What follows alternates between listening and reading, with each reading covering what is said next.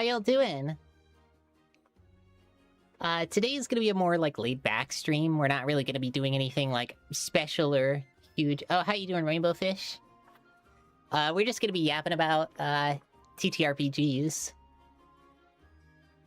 How'd the Rooney stream go, by the way? Because I haven't, I wasn't able to show up. I sent people over. At least I hope I did, and people showed up. But I was streaming Armored Core at the time, so...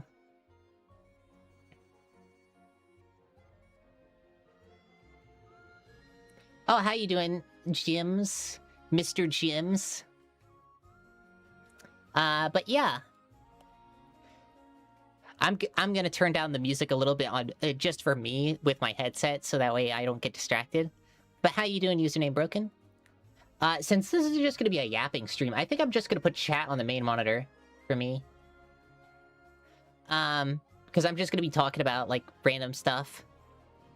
My father is Mr. Jims. Please, just Jims. Surprisingly, yeah, I heard about the low amounts of scuff, and I made my bid about 400 instances of VTube Studio being injected. So today, literally right after stream, I got a bunch of PC parts. So all I need is a storage device and a graphics card, and I have a full PC. I'll be getting the storage later on this upcoming week. It's a 2 terabyte drive. So for this upcoming PC, I'm gonna be running it with Linux as opposed to Windows, but I'm keeping the old streaming PC on Windows just because there's too much software I use that's Windows reliant.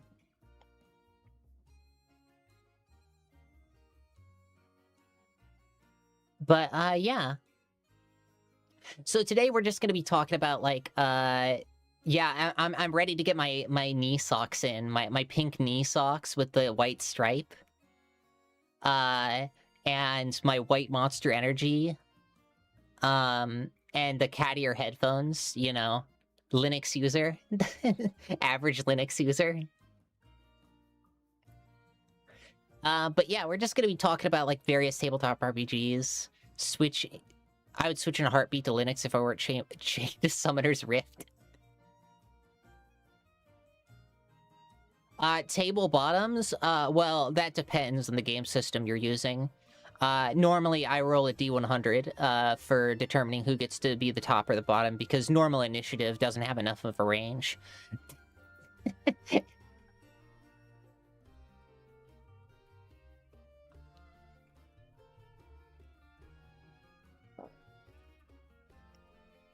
But yeah. So I've actually been playing tabletop RPGs for over a decade now. And I've been DMing my first campaign for 2 years. But, they kill you. But I've been DMing, my first RPG, campaign.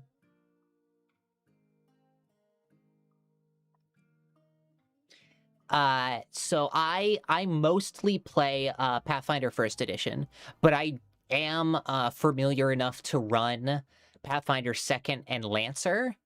I know 5e because I've watched enough actual plays. I have, like... How many hours of Critical Role is there? I've watched all of Critical Role. Every piece of content Critical Role has put out, even if it was kind of mid, I've watched it. So I know 5e's rules up and down. And 2024, they didn't really change that much. Yeah, I've watched all 3 campaigns, including the ongoing 4th. I've watched their Daggerheart stuff. Oh yeah, I could also run Daggerheart. I know Daggerheart enough because I got the source book for it. I think I'm gonna mostly talk about, like, I'm going to talk about the other systems before I get to Pathfinder, because I'm very familiar with Pathfinder, so, like, I can yap about that. But, yeah, so Pathfinder, well, we'll start off with Lancer. So let me find some key art of Lancer. I actually have the PDF of the Lancer book, so I can pull that up. Yeah, Brennan, I think Brennan is one of the better DMs.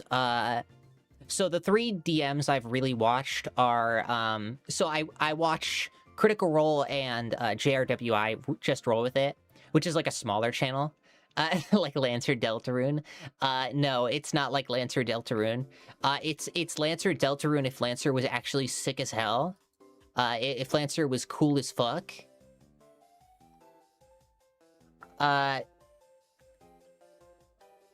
Okay, so the differences between D&D is, so D&D is like the classic one. And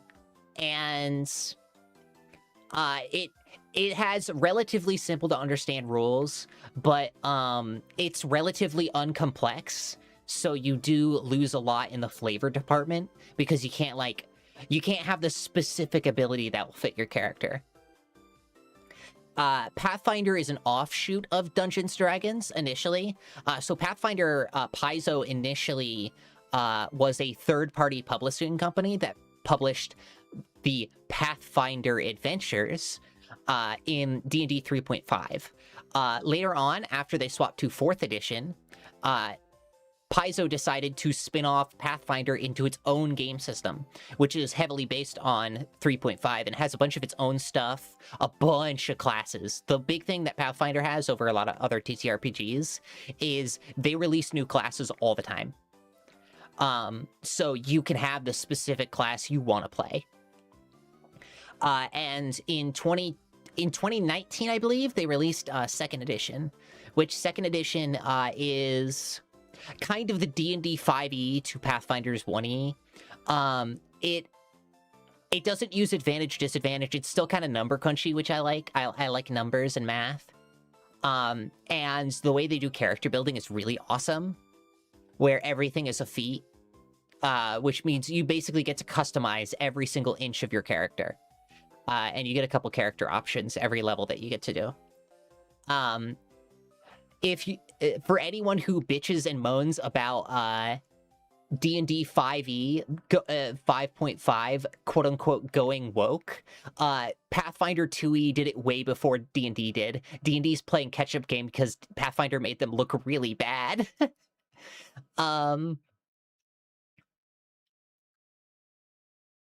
I think 5e isn't nearly complex enough. And it's mainly because, like, when you get to it's not complex enough in the wrong ways, and it's like overly complex in ways that don't matter. Like, why did they change how grapple works? Grapple worked before. Why is grapple a saving throw now? That sucks. Because it rewards people who don't invest in the requisite check that you're supposed to be using.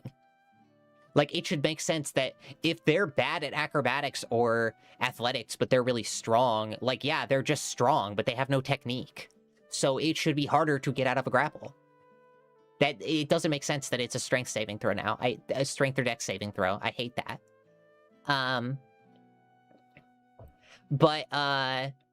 So first I have to talk about Lancer because I have to stay on topic, or otherwise I'll just like yap forever. So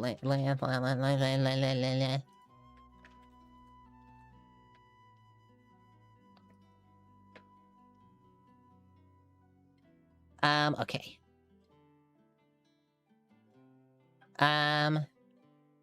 Oh, sorry.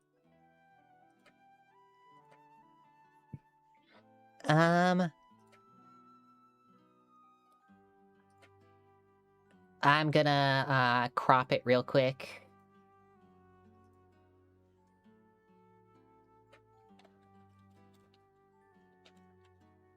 That's an 800 crop. Maybe a little less. 700? Yeah, 700's good. And then 700. And then top, like 50? No, 100. 200. There we go. So we got the Lancer core book here. Oh god.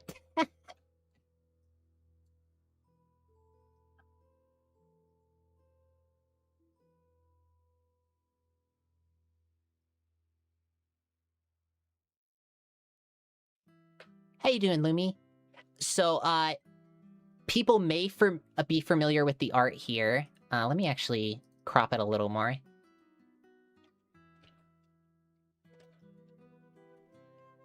And then,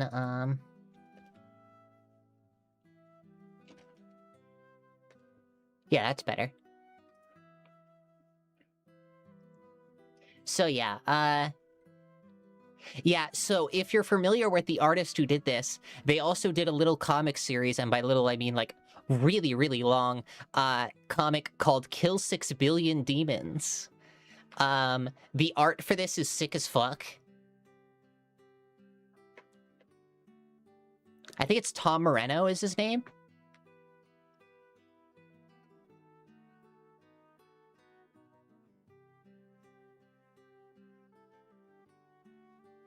Tom Parkinson Morgan, yeah. But yeah, for example, like, look at this fucking art, my guy. Look at this shit.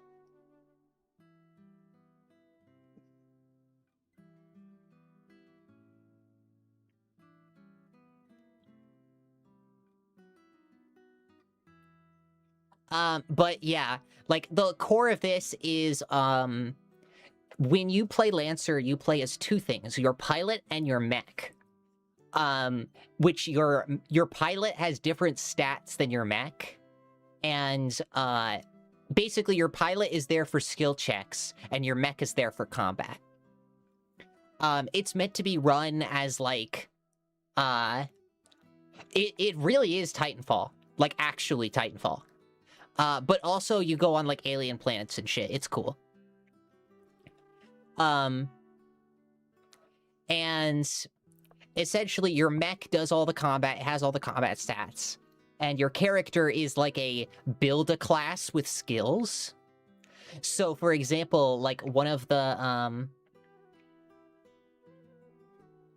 yeah, Lancer is a planet with, it's a universe with only humans, because when humans first explored the galaxy, they killed all the aliens. Besides, well, all the, like, intelligent life. And then they were like, hey, maybe we shouldn't have done that. If I recall. I may be confusing that with Battletech lore.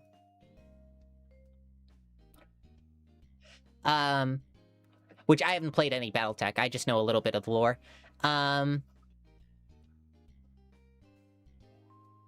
But yeah, so, for example, there's various backgrounds that you can pick, and those, like, give you, examples of triggers you might want to take, which are just your skills. Whenever you roll a die in Lancer, the target is usually 10. And the target is usually 10 because you're just rolling 1d20 and the bonuses are really low. So it's a much more casual RPG. There's also advantage and disadvantage, which advantage is you add a d6, or with the disadvantage, you subtract a d6 from your total. You can have stacking advantage, but that just lets you roll multiple dice and you pick the highest. So, for example, if I'm running Death Head and I have 3 advantage on the target, which is something that's very easy to do with Death Head, I would roll my d20, add my bonus, and then on top of that, add the one of 3 d6s that I roll.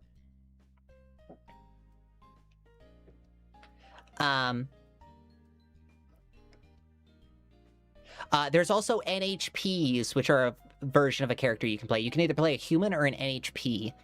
NHPs are non-human persons, as it says, which they are essentially eldritch ghosts that we shoved into computers and then put limiters on so they don't just control reality around them.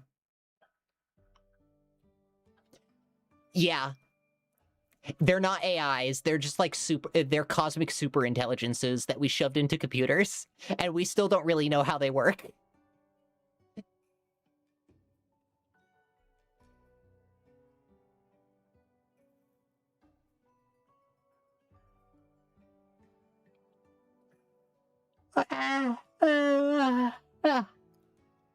Yeah, definitely never go wrong. But yeah, you can make up your own skills, but like there is general skills that you can go for, like apply fists to faces, which is the melee combat skill if you're just a dude. Which, by the way, if you're just a dude in Lancer, you have 6 hit points. You can never get more than 6 hit points. And I'll explain the health system later. So yeah, you have a bunch of different skills. And these are just stuff you'll traditionally use out of mech combat, but if there is a reason you can ask your DM to use one of your skills.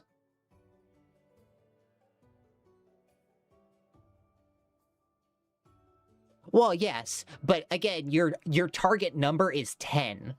So 6 is a lot in that respect. Where 6 with advantage basically means a guaranteed success.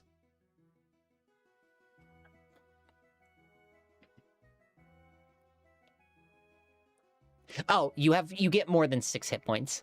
Now, a big thing about Lancer is size.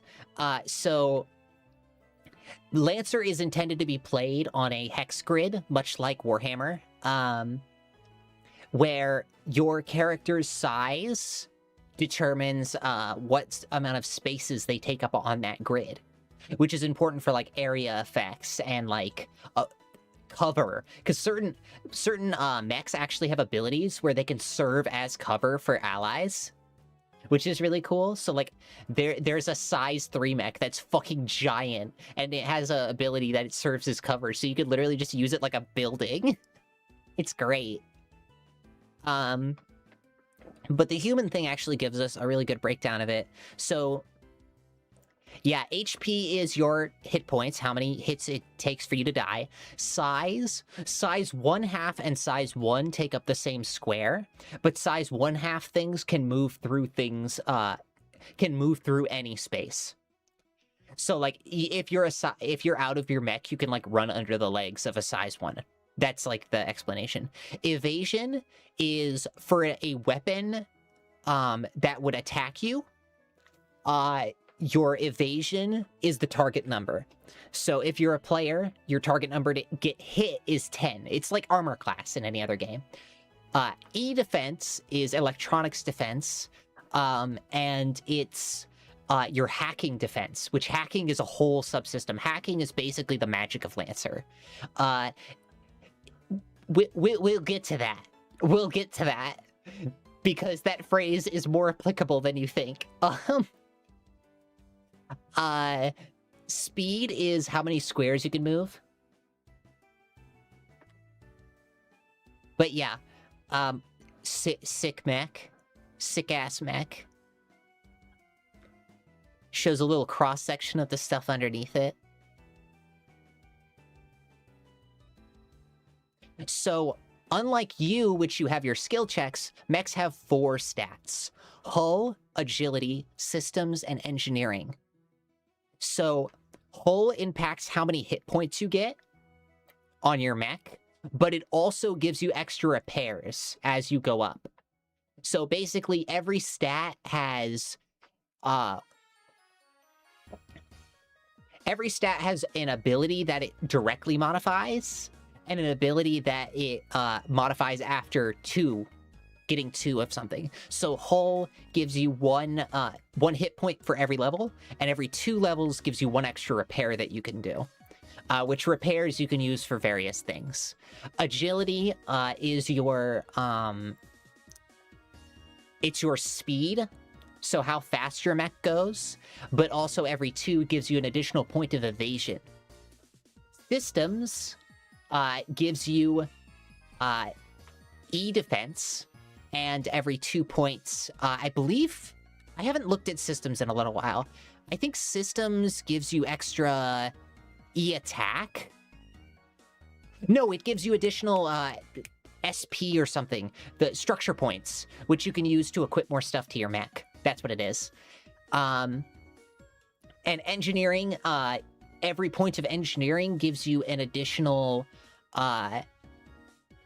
point for... I forget what engineering does, actually. I know engineering gives you an extra use of limited use abilities, and it gives you something on 2. I forget. It's been a little bit.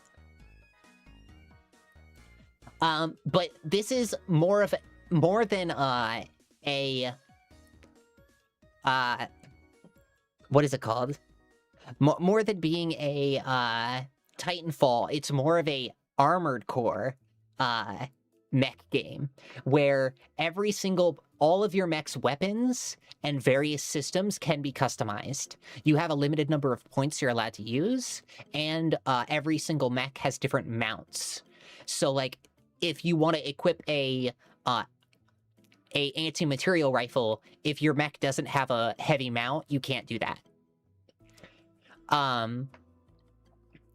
But leveling up is called ranking up. So when you rank up, you can spend a license point on a license for a mech, and on a rank for a mech license. So rank 1 gives you some, like, pieces and tools. License level 2 gives you the actual mech, and license level 3 typically gives you a specialized, powerful piece that you can use. But it is intended to be that the full license kit will give you a vibe of what the mech is supposed to do. I'll actually pull up, what is it called? I forget what the name of the,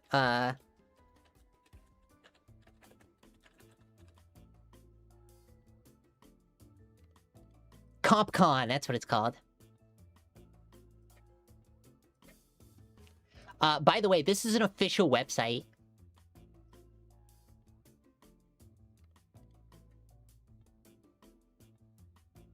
Yeah, this is the official Lancer website, for, like, character creation.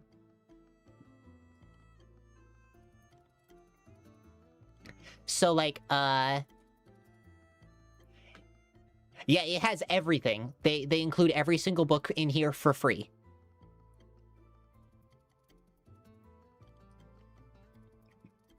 But, like, for example, if you go in to create a new pilot, you can make your name, your call sign, your background, add your biography and description. So let me just put in some dashes right here, just so we can get to later parts. So you can pick templates, and templates are, like, they're great and all, but I prefer to start from scratch. So I forgot how this website worked, because I haven't been on here since, like, May. So yeah, if you go to, like, skip new pilot registration, you can build one completely from scratch. So you go to your mech hangar, and there's Everest, which is the default mech that everyone uses, and I'll just put that in for now. But you can change out, there are 3 starting mechs you can use. But yeah, like, look at all these.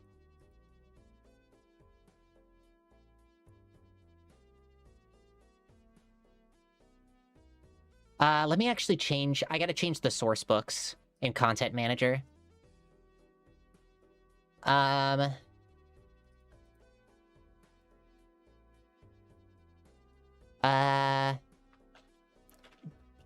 .lcp.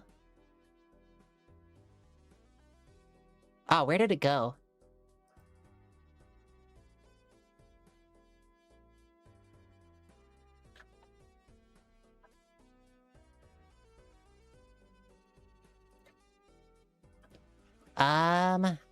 I had the Lancer things. I'm trying to find my files for it.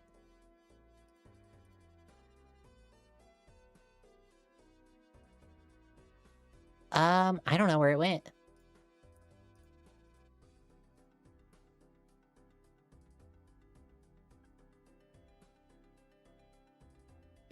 I mean, I guess that's technically accurate in a sense, I guess. In the same way that saying I look like a girl would also make sense. Interesting to see Cyrillic in chat. I haven't seen someone with Cyrillic in ages.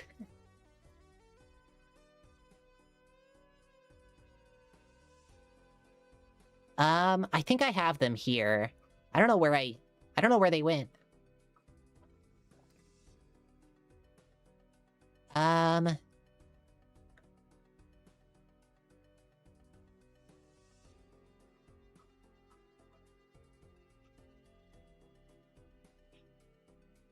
Voice through AI? What? No, I'm just talking. What do you fucking mean, bro?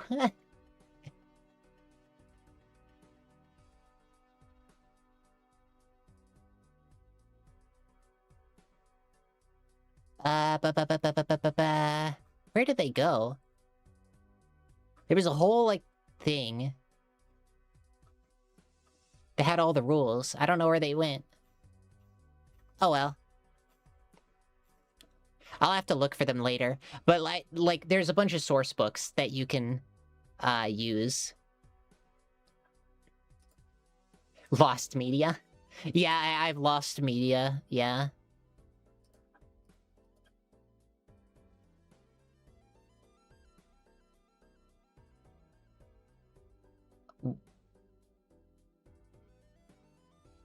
What?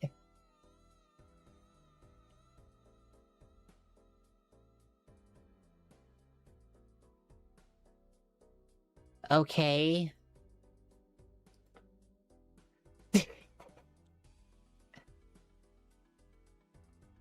I just use bro as a gender-neutral term.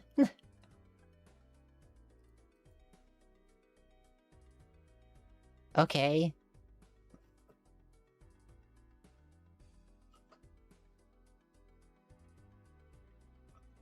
Oh, they updated this website. It looks a lot better.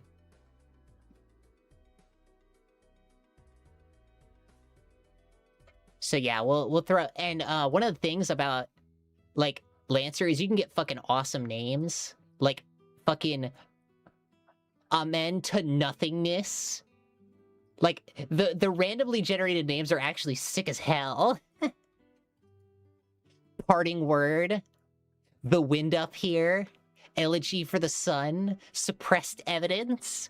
Well-Being for All. Juju Eyeball. Spoiler Alert. I love these mech names.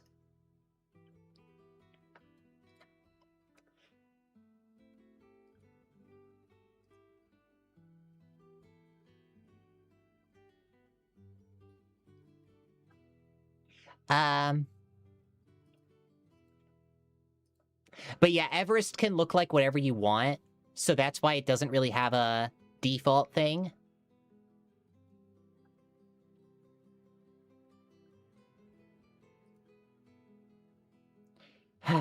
Alright.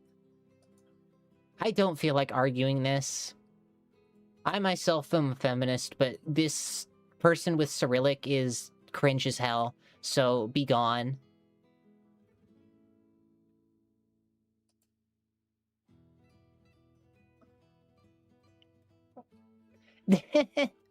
It's like, I don't even know what you're doing here.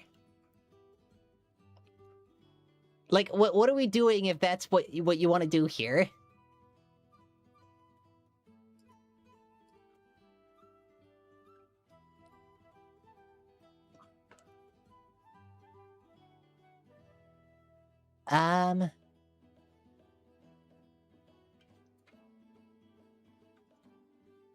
Yeah, but right here, so we have this, skill triggers, reserves, and bonuses. There we go. Yeah, so... electronic defense, tech attack, and SP. Limited system, heat capacity, that's what it is. So, this is where I can go over all the stats for mechs. So, let me make this a little smaller. And, increase the size of the page a little bit, actually. Just so people could see.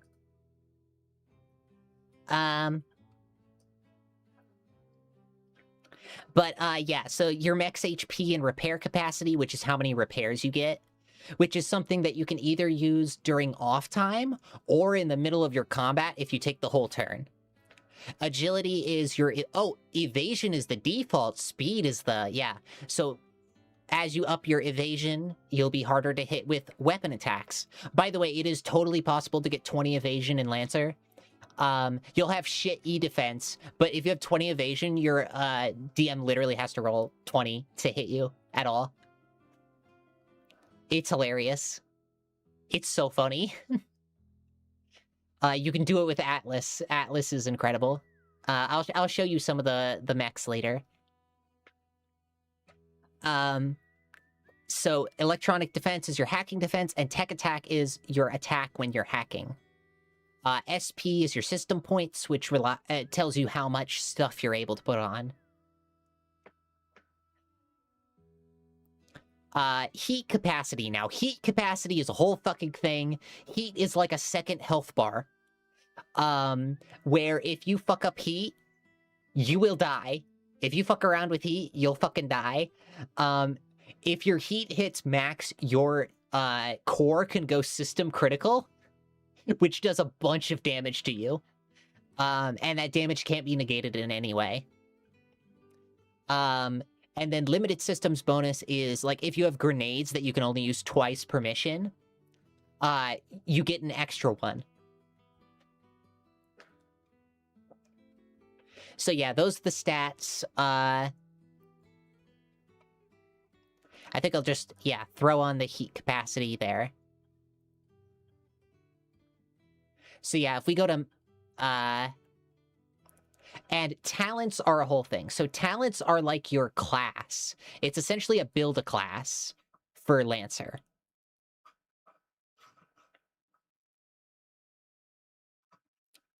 So, for example, there's stuff like Brawler, which is all about melee attacks when you're grappling a target.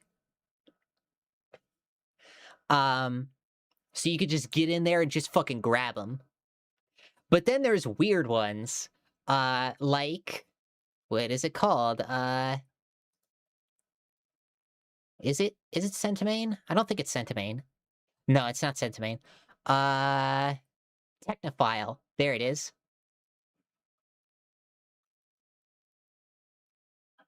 Technophile gives you a custom NHP, which, what an NHP is in Lancer is, essentially it serves as a secondary computer. So let's say you have to get out of your mech, your NHP can do stuff for you and, like, pilot the mech to a basic capacity while you're outside of it.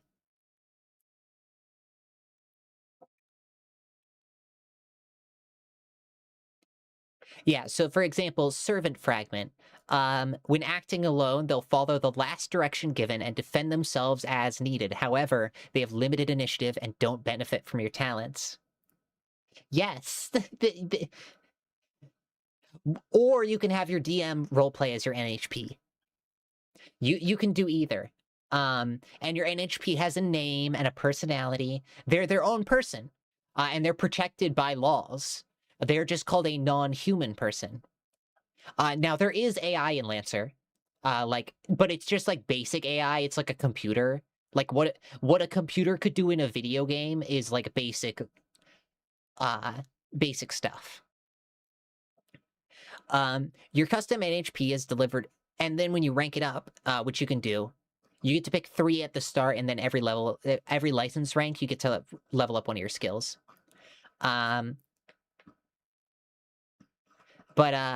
Yeah, your NHP is now capable of independent thought. It can make complex decisions and judgments and act independently without instruction.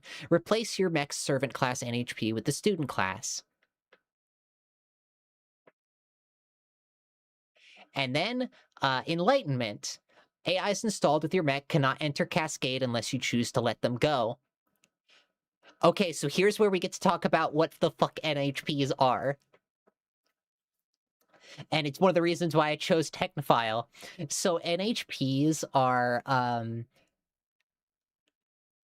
as I said, they're cosmic entities shoved into computers with limiters put on them. But, sometimes NHPs enter what is called Cascade, in which they,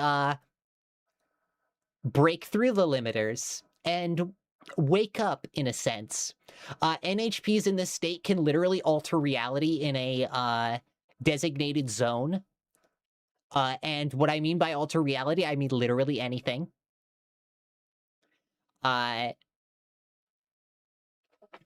NHP that cascades is exceptionally dangerous because they don't have full control over their power. They're not necessarily hostile. Some NHPs with good intentions may cascade and cause harm to their pilots, just because of the fact that like they don't know how to control their power.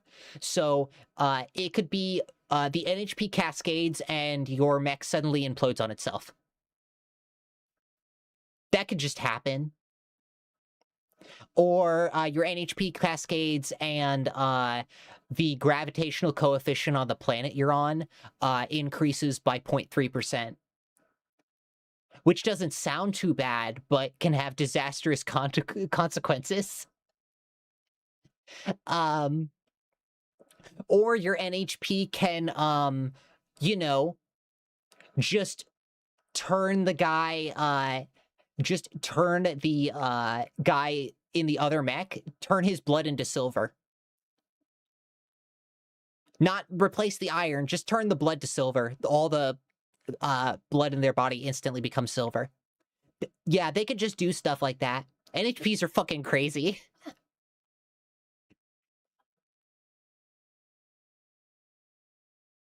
That sounds incompatible with life. Yeah, you would be correct.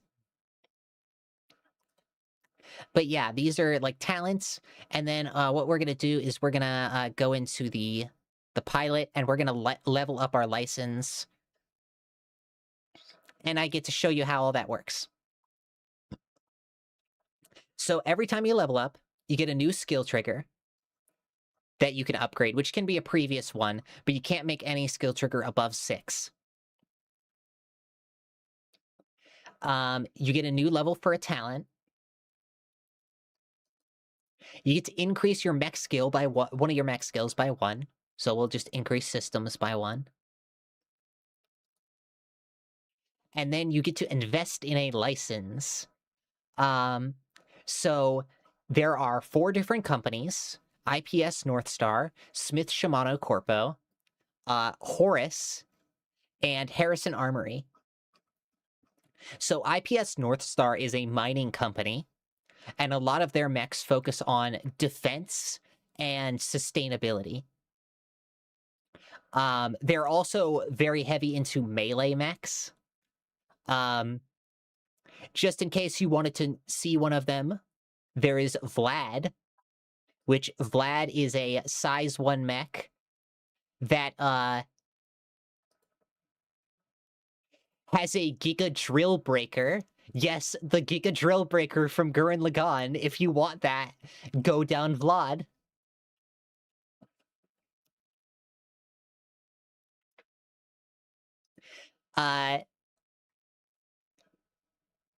Or let's say you want to run a fucking cool-ass sniper. We got Death's Head, which has really, really fucking good sniping capabilities and can has a bunch of stuff to make itself more accurate. Yeah, its final is actually railgun, which is a really strong weapon because it doesn't require reload. It just has heat as its cost, which can be very strong. So there's some like shit you can do with Death's Head that if I ever get into an actual play of like I ever do like an actual play or something of Lancer, which I do want to do, I will show you the Death Head tech, because the Death Head tech goes crazy. Or let's say you're a freak and you want to play Horus, you could play Goblin, which Goblin is a half-size mech that can attach to other mechs and can like use sensors and stuff of other mechs.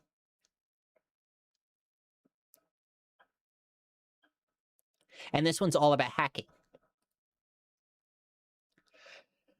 Or let's just say you want to be really big. This is big. This is the only size 3 mech in the entire game. It's very big.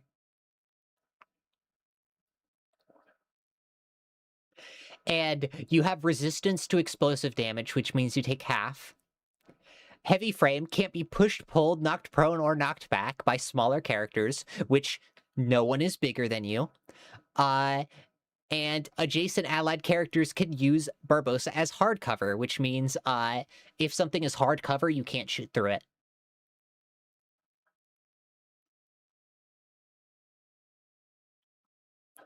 And your oh yeah, every single one has a onboard core system and an active. Well, and a core and like sometimes core integrated equipment. You have the Apocalypse Rail.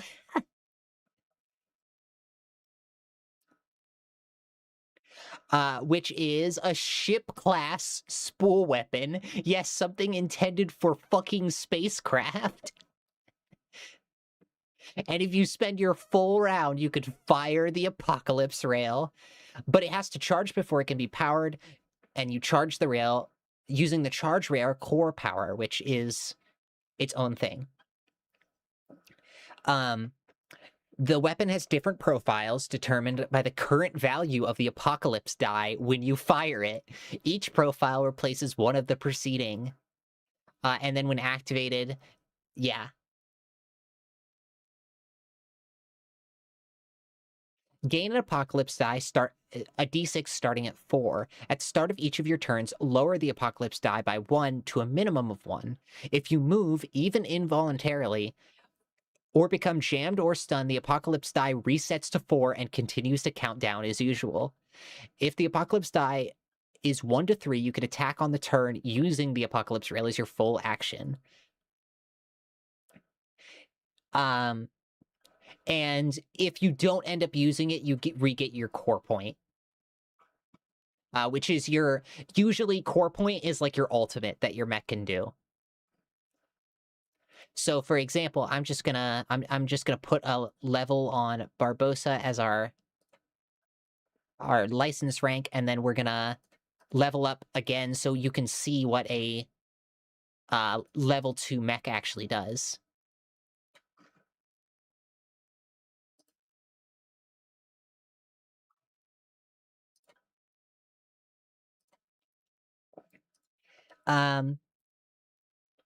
Yeah, so talents, mech skills.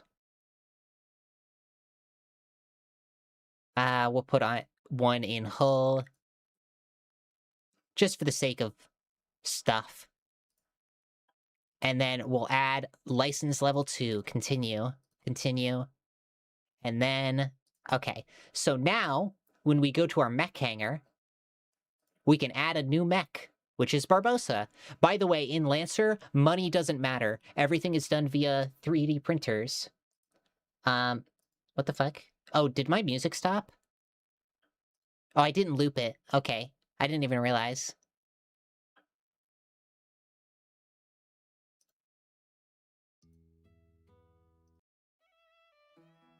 There we go.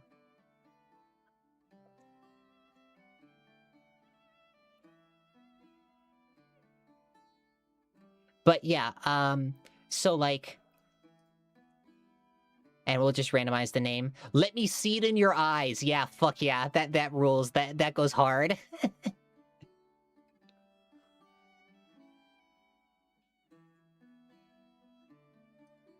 So yeah, you can see like the different stats that it has. So it can't fire on 4. On 3, it is a range 20, area blast 2, so wherever you decide to hit has a radius of 2 squares, and it does 2d6 damage. If you let it charge even more, even farther range, even more damage. And the blast cloud is a burning storm. Until the end of your next turn, characters within the effective area receive soft cover, and characters that start their turn in the area take 4 burn, which burn is damage over time. It's the damage over time effect. And then 4d6. range 30. Objects and terrain in the area automatically take 100 AP explosive damage, armor piercing. Characters become shredded and stunned, which shredded makes them vulnerable to damage, so you get the advantage on attacks, and stunned means they can't act. So if they let you charge for 4 turns, they fucking deserve this. The ground in the effective area is vaporized on impact.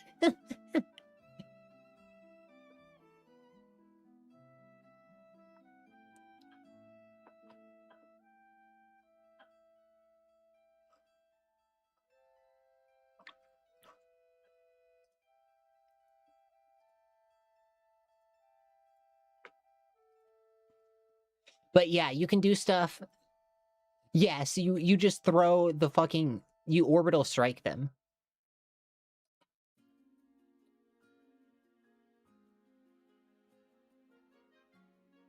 But yeah, you can... So for example... This will have the howitzer. We'll just put that on. Main weapon, GMS. We'll do assault rifle. And main weapon.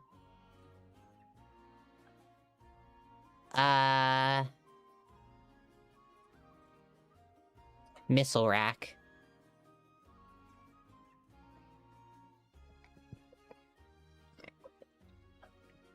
And then we'll drop our stuff here. So, for example, when you hit level 2, you get certain abilities, like the autoloader drone, which is a little drone that will reload your guns that have the ordnance property. Yeah, if your gun has the reloading property, the drone will take its own turn to reload your gun.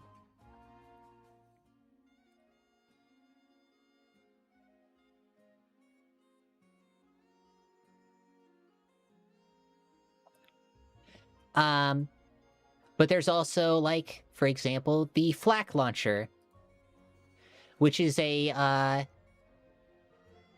flying character that, like... Yeah, there's a lot of stuff. There's a lot of stuff in the system, and most of it is accessible for free. I do genuinely recommend buying the books, because they are very, very good art books. But one last thing I'll talk about with Lancer, is the way that HP works. So, the way that HP works is you have HP and structure. Oh, also armor reduces the damage you would take from an attack.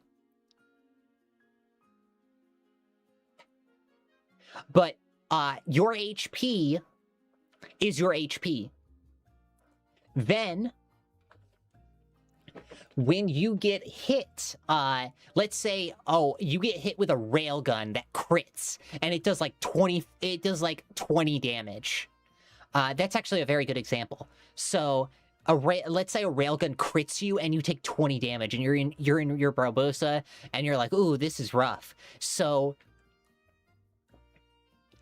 what would happen is you would drop to 0.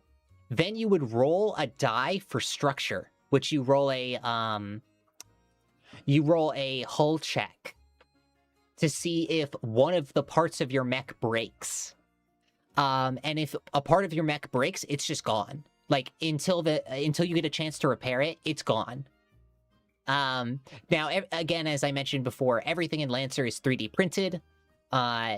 As per the lore, and money doesn't matter, really, for the sake of gameplay. So, like, after a mission, you could just get your railgun back, or your cool shield back. Like, that's no problem.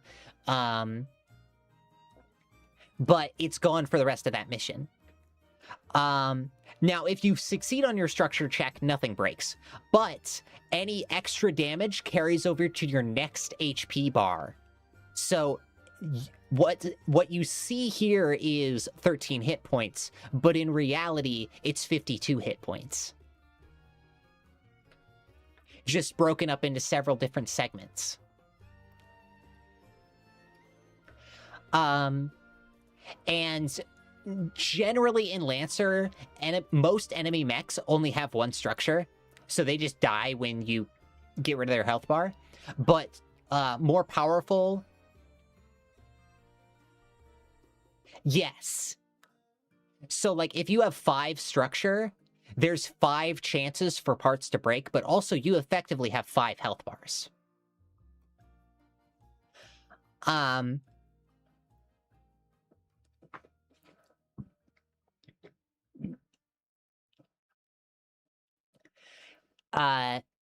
But yeah, your HP is a valuable thing. And stress is how many times your heat capacity can max out. Each player, yes, is a multi-phase boss fight. Now, heat capacity is important because stress is like structure, except your reactor can just blow up. So it's much worse to max out your heat than your HP.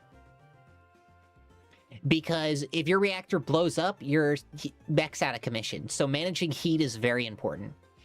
You can take a full action and I believe remove 4 heat from your mech. Or all heat. I think it removes all heat if you take your full action. And that's a part of the brace action. Whenever you do a brace action, it gives them disadvantage on attacking you. And you get to do one of several actions, which is repair, reload, or offload heat.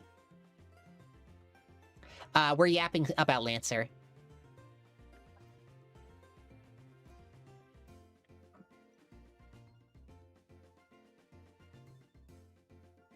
But yeah, I think I've... Oh yeah, action economy in Lancer. So actions in Lancer are broken up into 2 actions and a quick action.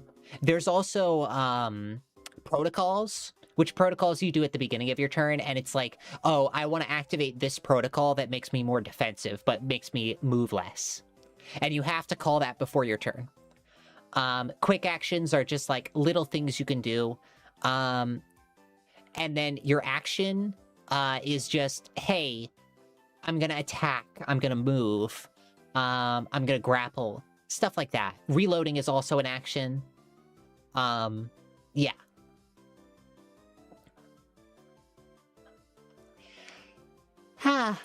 Alright. Okay. But yeah, Lancer is there. I'll probably drop the Lancer core book in my server, just so people can take a look at it. But next up, I wanted to talk about Pathfinder a little, because we are like an hour in stream, so... Pathfinder is a standard D20 system, much in the vein of D&D. If you have seen, I'll pull up art just so you guys can have like a reference point.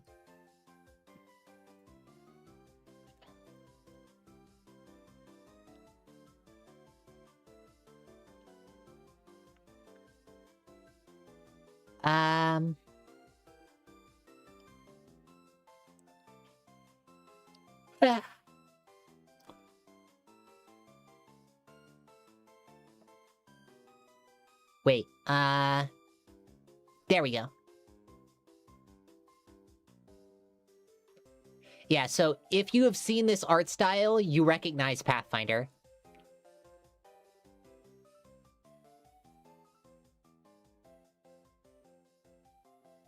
This is the art for the 2nd edition handbook, the revised 2nd edition.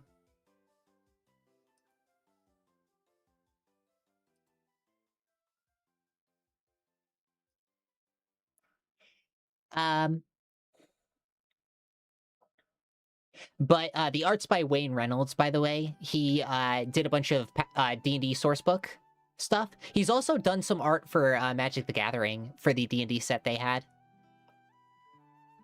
It's not very old school. It's like early 2000s old school. Because 3.5 was like late 90s, early 2000s.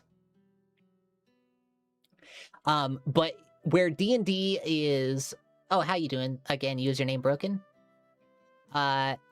So where D&D is a lot about like simplicity and streamlining, Pathfinder is really crunchy. It's a very crunchy RPG. Doing goop. I would hydrate because no one has resumed the hydrate.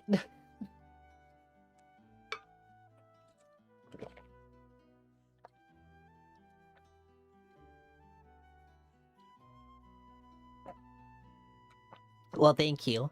Thank you for spending your channel points. Your days are numbered.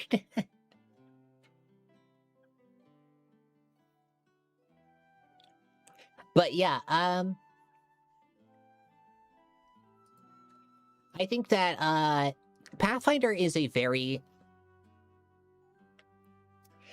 Yeah, so Pathfinder, it's scary to think of when you first look at Pathfinder character creation, because it is like literally, hey, choose something, and then choose 5 other things that branch off. How you doing, Sin? We're just yapping about Pathfinder. You got to the main part of the show. You can check out the VOD if you wanna. I just fucking hydrated, you bastard. You're too late. But yeah, Pathfinder is very much like where D&D gives you a toolkit that it expects you to use and doesn't allow for a whole lot of like player expression through character building. Pathfinder opens up the doors in the opposite direction.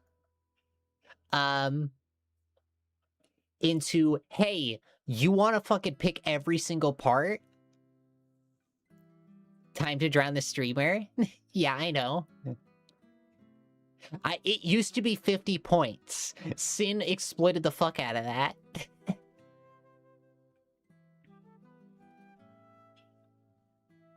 Because I just wanted it to be a thing that anyone could remind me of, but I had to fucking gate it.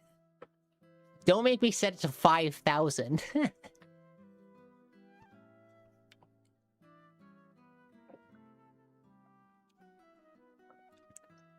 How you doing, Uni? Kazuretsuki. We just started yapping about Pathfinder. Cause we were talking about Lancer for a good hour.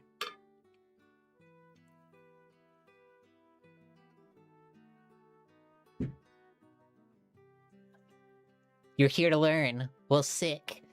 So Pathfinder is the sort of answer to D&D when it moved into 4th edition, because some people like the crunch.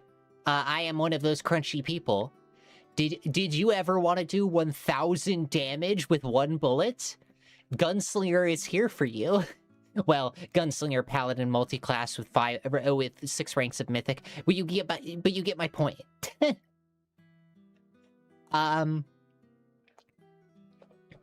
And Pathfinder, its main draw is that it, where D&D releases a bunch of new subclasses. Oh, good. So you can jump into Pathfinder 1E pretty easily, and 2E isn't that hard to learn. So I have played 4 campaigns and am currently DMing a 2-year campaign in Pathfinder 1E. So I have a lot of experience when it comes to like balancing encounters and figuring out like what works, what doesn't. There are a lot of shitty mechanics from Pathfinder, from D&D 3.5 that find their way over. But there's also a lot of cool, unique stuff. Well, thank you. Feed my vanity. Do it. Compliment me more. But yeah, so for example, there's really, really unique classes in Pathfinder, as opposed to D&D. There's the Kineticist, which is probably the one that if you're vaguely familiar with Pathfinder, you will have heard of. The Kineticist is essentially, you're a bender from Avatar, like just straight up. You can control latent elemental energies in the air and draw them towards yourself to do cool stuff like blast fire from your hands, or make walls of ice, or create a singularity.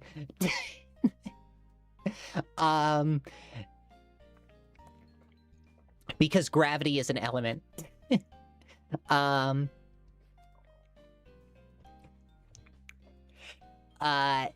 But Pathfinder has kineticists are awesome. They're one of the standout classes that everyone thinks of when they think of Pathfinder, because they're so good. They are functionally spellcasters, but they do whatever. Their primary stat is also Constitution, because they take burn for certain abilities, which lowers their max hit points, at least at first edition. I forget how they work in second edition. I haven't played much second edition at all, and I have the knowledge to DM a second edition campaign, but I don't have like all the character class knowledge. But then there's my favorite class of all time. So this clearly means Deltarine Stream Team Arrow. Okay. But Occultist is my favorite class in all of Pathfinder, because Occultist really shows how Pathfinder shines as a system. Yeah,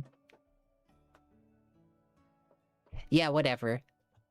I've been speaking a lot. This is more than I normally talk in streams. I normally have time to like sit down and say nothing.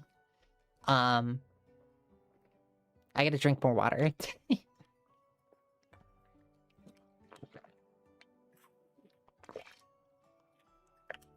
There we go.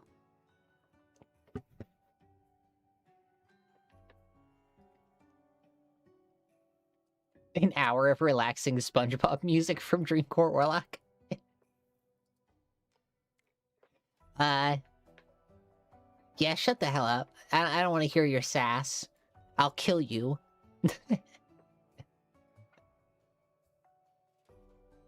I'll bring out... Pathfinder... Which one? 1E or 2E?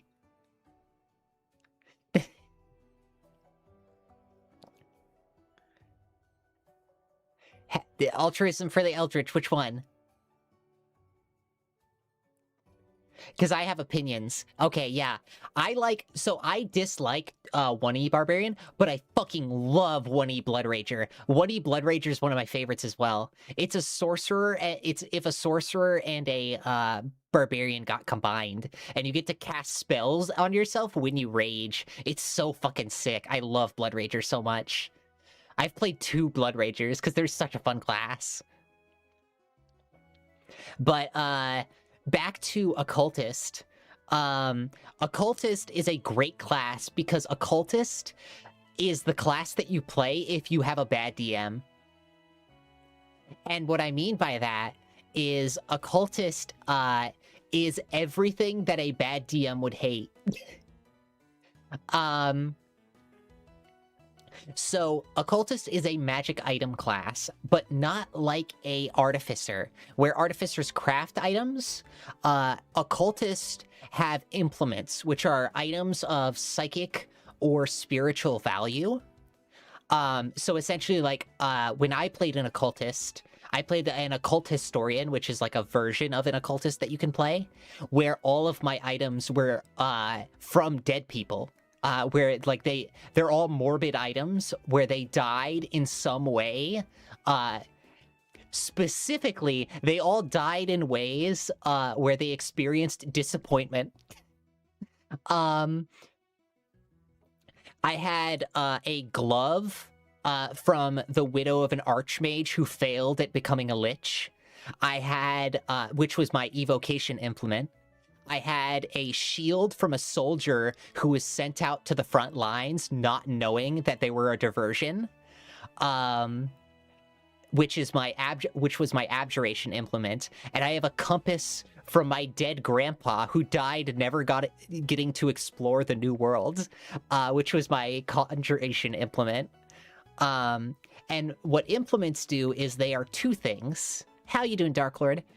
Implements are your source of casting magic, which basically every level you get to pick a spell of that school for each level you can cast. So for example, if I'm like a 7th level occultist, I get to choose a 0, a 1, a 2, and a 3rd level spell for each school of magic I'm allowed to cast. And that expands for each implement I have. Well, good to know you're doing better. But also, they serve as passive magic items. So occultists have a special resource called focus points, and you invest focus into your implements, and they give you passives. For example, the Abjuration implement gives you a bonus to saves for every 2 points you put in it, and that goes up as you level up. I'm talking about Pathfinder, and specifically the occultist right now. But the reason why the occultist is the class that you fuck over bad DMs with is, one, it can get really out of hand quickly because it is the ultimate versatility class. You have access to a bunch of different spells that you wouldn't think you would get access to. For example, you could heal yourself and just like have temporary HP that you refreshes every round. It's really good.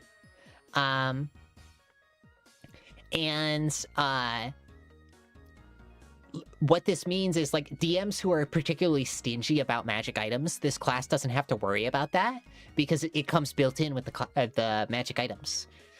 If your DM doesn't likes, you know, doing stuff like entangling or hold personing the party, that doesn't matter because occultists are psychic casters, so they don't even need to move to cast their spells, which also means they can wield weapons while casting spells too.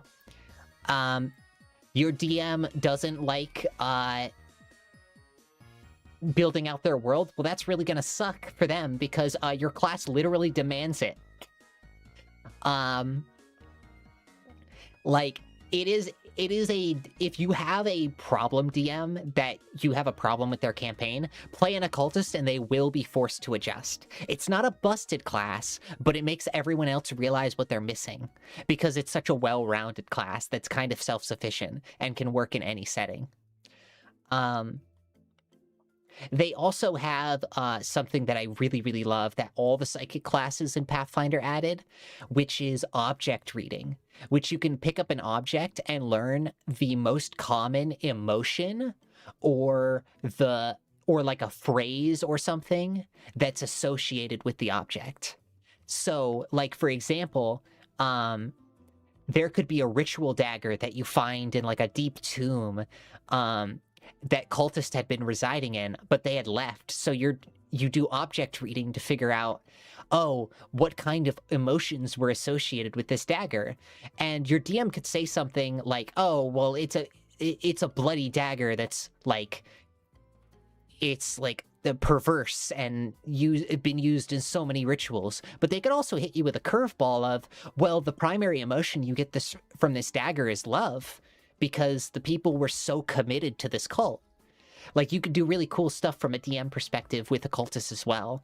I have an occultist in my current campaign I'm running, and I really, really love what they're doing with the character. Because they ask the questions that I hope they ask with it. And they poke in ways I don't expect them to, which is really cool. They play a Silksworn occultist, which is... I'm not joking, they get their power from drip. You literally derive your powers from expensive clothing that makes you feel more powerful. It's fucking awesome. I love the Silksworn. Like, occultist has really cool archetypes, which archetypes are little things that change out class features for other ones. Unlike subclasses in Pathfinder that just give you different abilities. But yeah, Pathfinder has a lot of really cool shit in it. It is a tabletop RPG that's difficult to get into. Like, unlike Lancer, I can't give you the basic sales pitch because it's fucking dense, man. Like, I'd have to do a whole live stream on explaining Pathfinder just because it's that complex.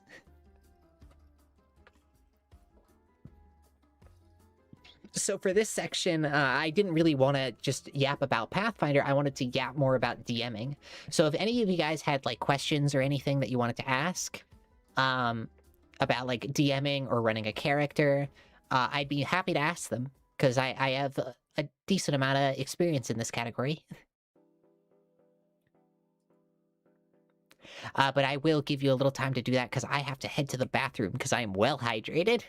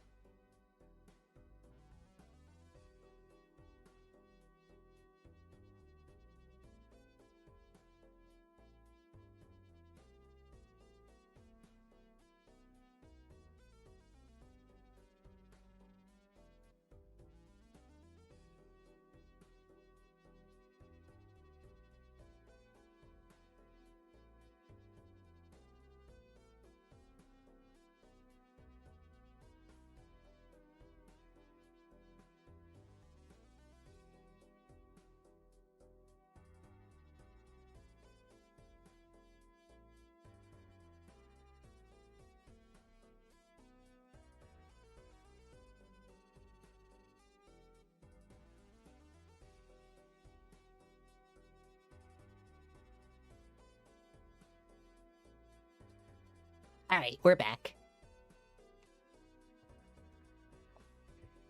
But yeah, just in case anyone had any questions, get into D&D for your first RPG, then after a while get into Pathfinder. Also used to DM. How do you feel about running a campaign one-on-one? Oh, like running a campaign for the server or like the community? Maybe I wouldn't want to, mainly just kind of out of the fact that like I wouldn't want to make something that not everyone can enjoy. If I were to do like any sort of campaign stuff, I would want to have like multiple DMs. I've heard of a thing that Zach the Bold does with his community that he planned on doing. That I'm currently going into his podcast and like listening to it just because I like to hear other perspectives and other DM styles. To run a campaign with multiple DMs, and then I run a campaign in that world that you guys like influenced. Now I do have a setting that I can run you guys in. My setting is Eos, which is a high magic world that's like extremely fucked up. As in like 60 years prior, suddenly the plane got closed off to all the other planes, meaning that extra-dimensional travel is non-existent. Also, it like really messed up magic. At the current point in the campaign, 8th and 9th level magic is literally uncastable. Like, you can't even attempt to. It just falls apart if you even try. And 7th level magic is extremely difficult and dangerous to cast. Which it requires like a dice roll with like terrible consequences if you fuck it up. And because the planes are closed off, because the planes are closed off, it is also extremely difficult for people to contact their gods. So the only clerics and paladins are high-level ones. Lower-level ones lost access to their power because they weren't connected enough to the god. So there's a lot of gods that people just don't talk to anymore, and it drastically changes how the setting works because, like, yeah, you can go to a druid, but druids are bound to their circles. They don't typically leave.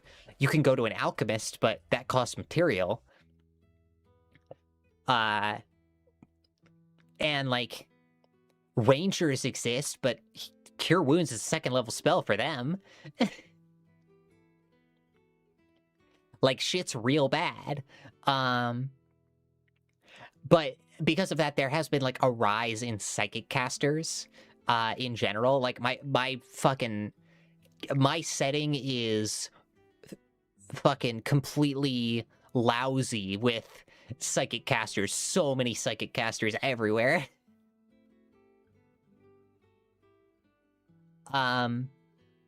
There's also a lot of martial class characters. Like, it's lower magic.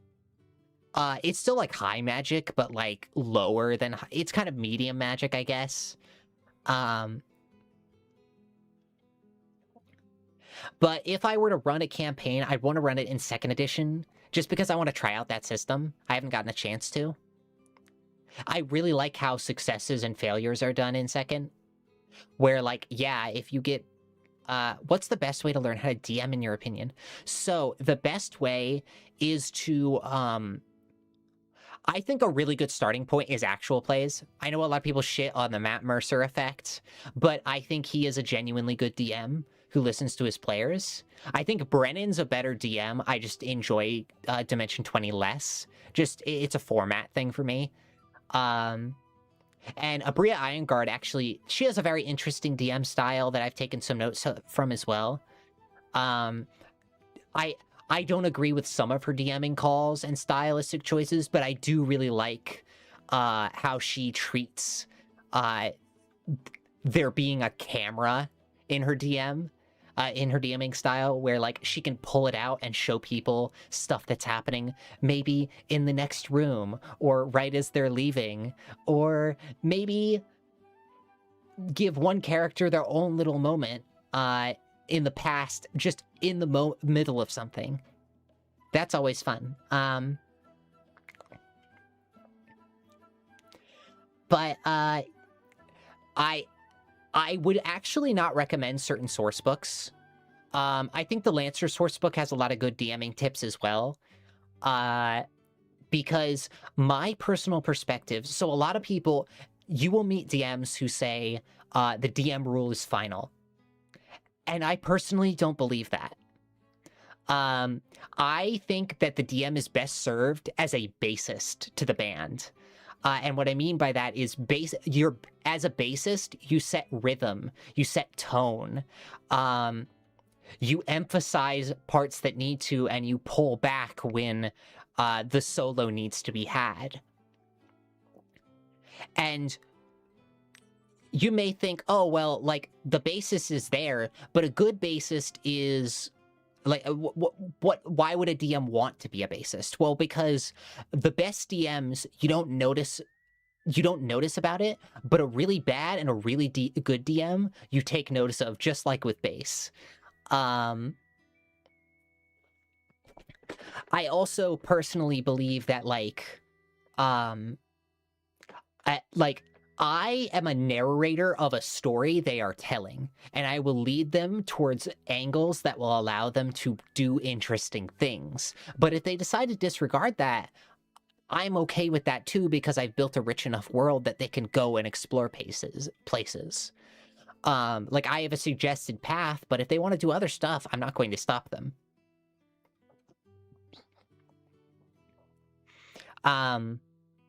I also think that a very helpful way to DM is players that want to come up with backstory, let them. Because you can give them their own little corner of the map that's their place that they know. And you can eventually steer the campaign to that place so they can get to go there, and that player gets to have their moment of, here is my place.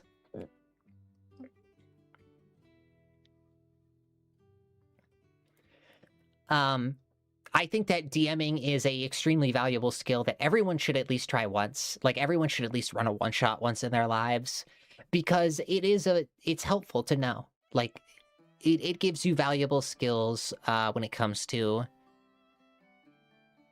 Oh, I just realized you spaced out RPG because it might be censored by YouTube. That's funny.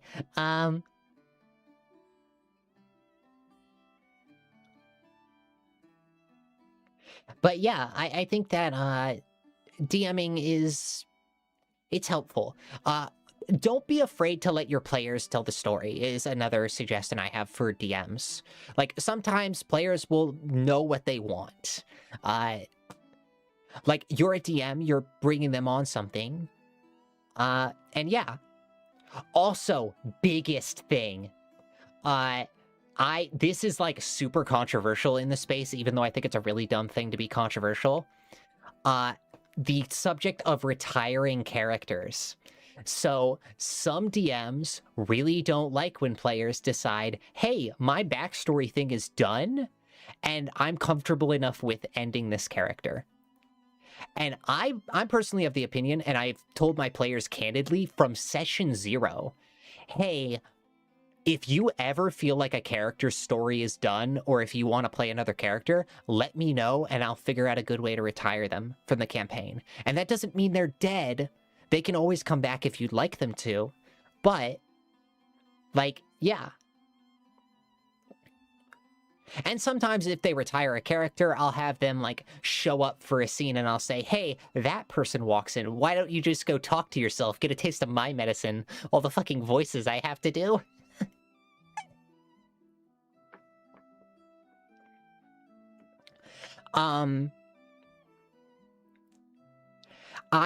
I run very, like, brutal campaigns, which is not a good... If you're just starting, don't do that. I just, like, I love Dark Souls so fucking... and Monster Hunter so much that, like, if I couldn't make my Dark Souls and Monster Hunter fights in D&D, then I don't know what the fuck I would do. All my boss fights that are major have phases. With music changes, because I have music for my campaigns. I cannot play my playlist on this stream because it's a lot of free rent tracks. And I have a couple Gundam Iron-Blooded Orphans tracks on there because that soundtrack rules so hard. You don't know how hard it is to resist the urge to play that during my Armored Core streams. I fucking love the Gundam IBO soundtrack. It's so good.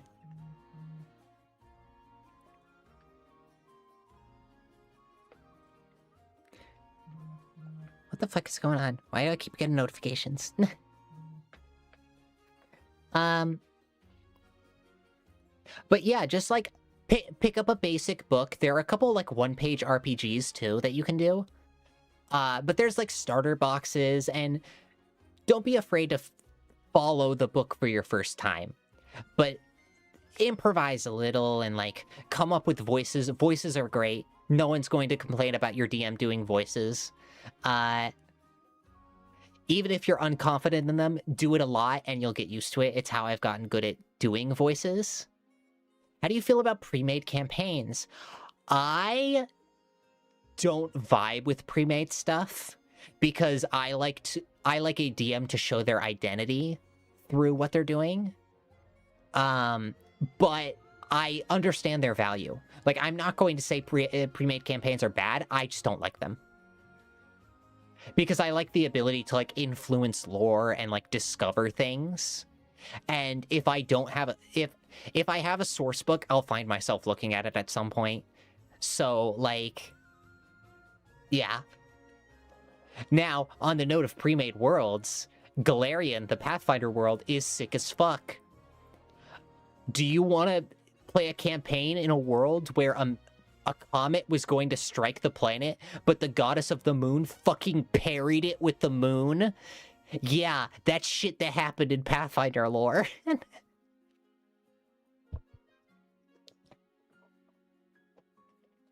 You want to go to fucking Conan the Barbarian and robots? There's a place on the map for that. You want to just visit Japan? It's there. You want to go to Ultra Magic Hellhole? There's like 5.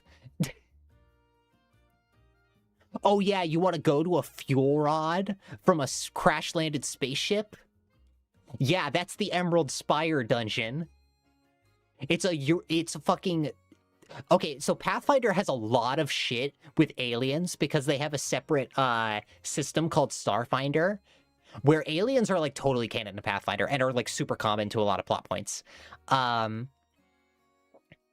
Androphins, they're a super advanced alien race that crash-landed on Galorian and caused a lot of bullshit to happen. But there's a common thing in a lot of Pathfinder things called blight fire, which is literally radiation, by the way. Like, actually just radiation. And you can play a blight fire kineticist if you really want to. But there's Emerald Spire, which is a massive, like, uranium fuel rod that crashed on the planet and is an entire 20-floor dungeon. You can run an entire campaign from 1 to 16 in it. It's awesome. Well, 1 to 16 Mythic 4, which Mythic is like... I don't have time to go into Mythic. Mythic's too cool. Mythic is just, hey, you want your character to do anime bullshit? Here's the system. You want your character to, whenever they land a critical hit, you can spend a point of mythic power to create a fucking radius where you break the earth and make it into difficult terrain based on your mythic tier. Like, if you're a mythic tier 5, you create a 50-foot radius of cracked earth if you crit and spend a mythic point.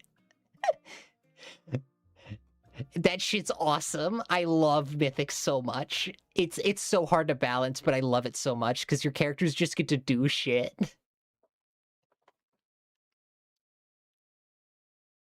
Or the Mythic Power Limitless Range, which doesn't make sense on guns, but can just make your guns fire longer. Like, I ran a gunslinger paladin who their rifle range was 800 feet. Without for their first range increment, which is basically you could shoot 800 feet without penalty. It's fucking nuts. I love Pathfinder so much.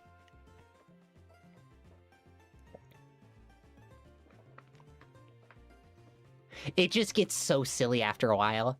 I think Mythic made its way over to 2nd edition as well, so I'll have to look into that. Because the newest Mythic event is the Blood Rains, which... Do you have a favorite hellhole? Ooh.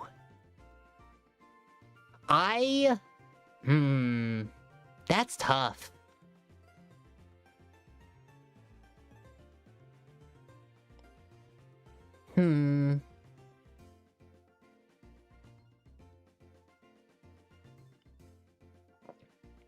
I really like Pathfinder Horror Adventures. Just all the stuff in that book is great. It doesn't have a specific setting, but like all the stuff in that is amazing. They just let you play Bloodborne. They let you play Bloodborne in it.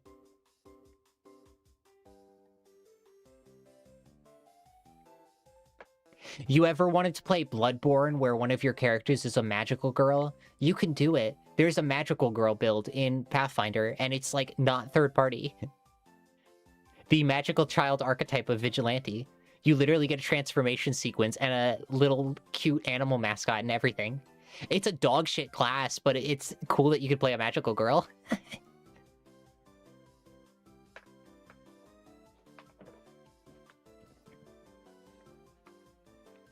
But yeah,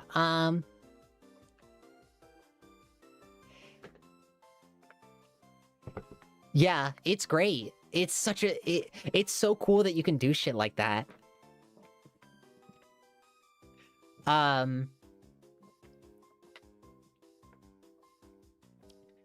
You want to play a Gundam pilot? You can technically do it, it's just very janky and bad. If you play a, I forget the name of the archetype. I think it's like a... It's a something alchemist. It's a, like, machinist alchemist or something. Can an Eldritch Nightmare be a magical girl? Yes. You can also play an Eldritch Nightmare magical girl. Oh, wait. Oh, that's even easier. You could play a, like, Eldritch Nightmare magical girl by playing a, synthesis summoner, which synthesis summoner, you have an eidolon, which is like a spirit, well, like a extraplanar being that you summon, and synthesis, you get to become that being, and your hit point totals are combined, and you take on its physical stats. So you can actually do that. You could just be like a fucking horse with like 600 tentacles.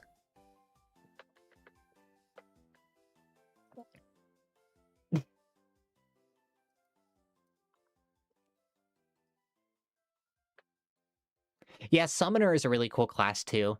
I don't get to play it as often as I would like.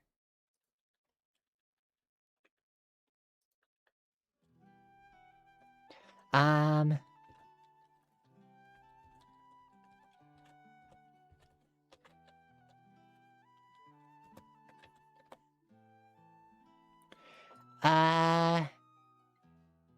The Construct Rider, that's the name of it. Yeah, that's the one where you could play as a, essentially, if you wanted to build it as such, you could play as a Gundam pilot.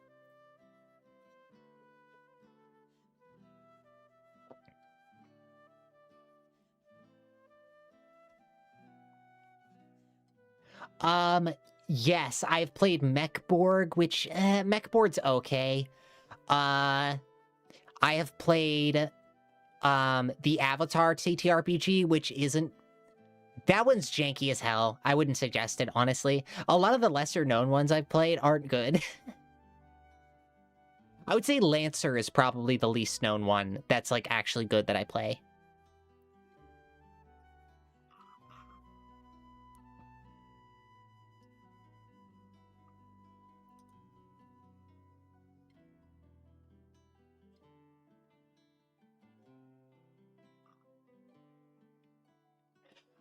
In the setting of Berserk. So, my campaign already has enough Berserk in it, because something my players have just discovered is some of the more berserky elements of the campaign, I'll just say. I don't want to spoil it just in case I ever do anything with it.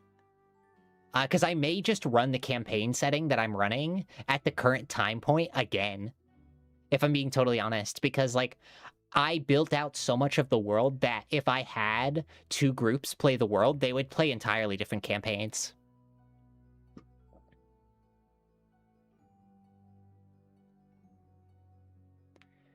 Fellowship. Let me look up Fellowship.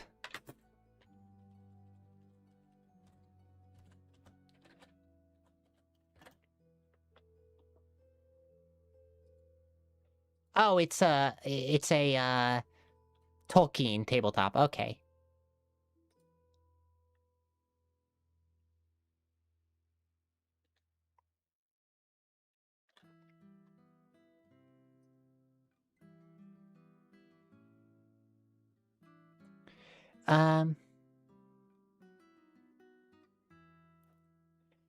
Have you played Doom: The Dark Ages? No.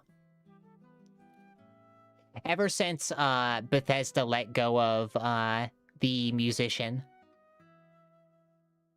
Much more heavy on the roleplay, yeah. I haven't gotten to play Daggerheart, but Daggerheart is a very roleplay heavy system.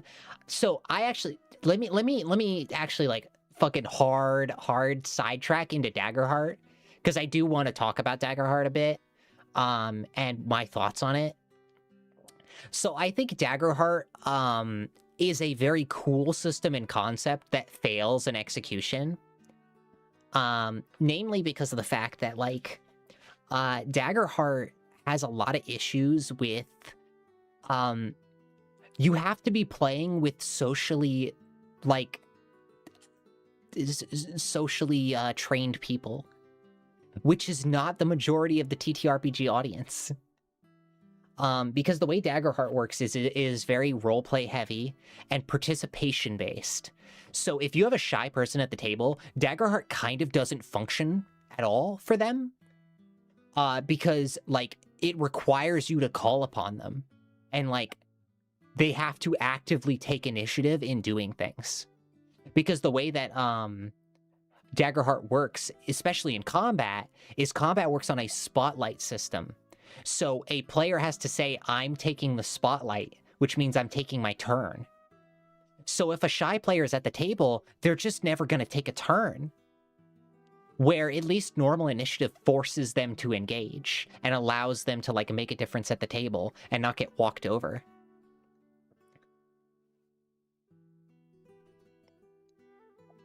I know exactly what you mean, yeah.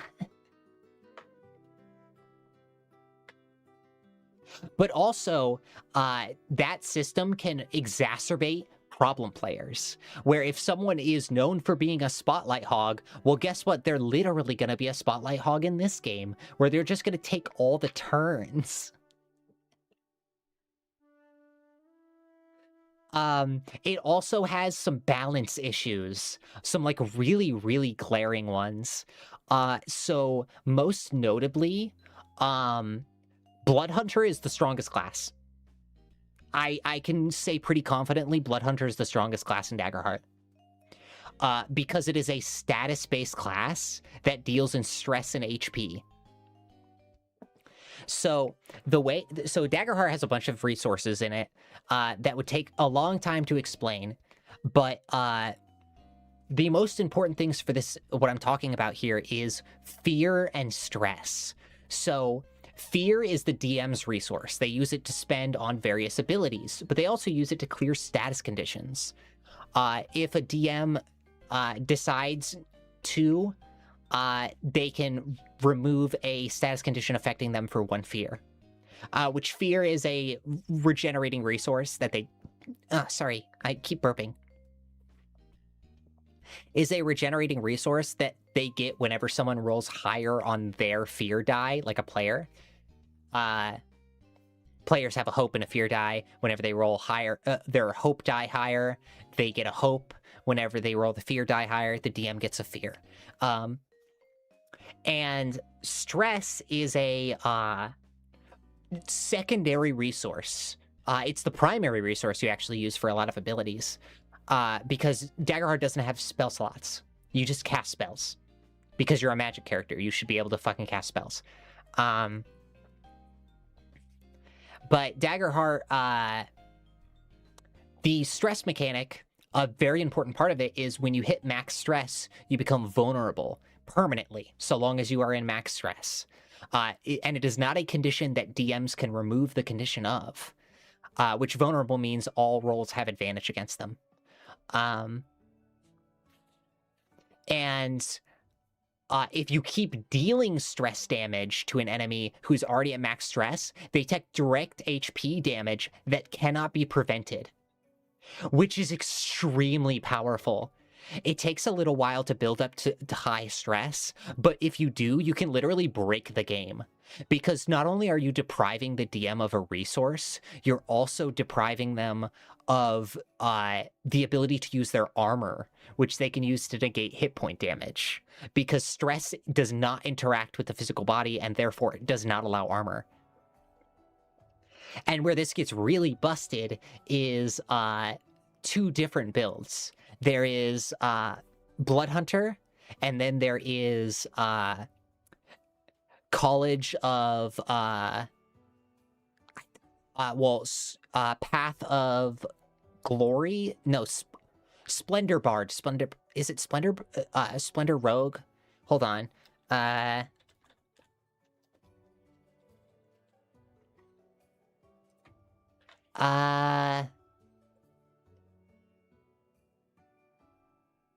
No, it's not Splendor. Splendor's the cleric one.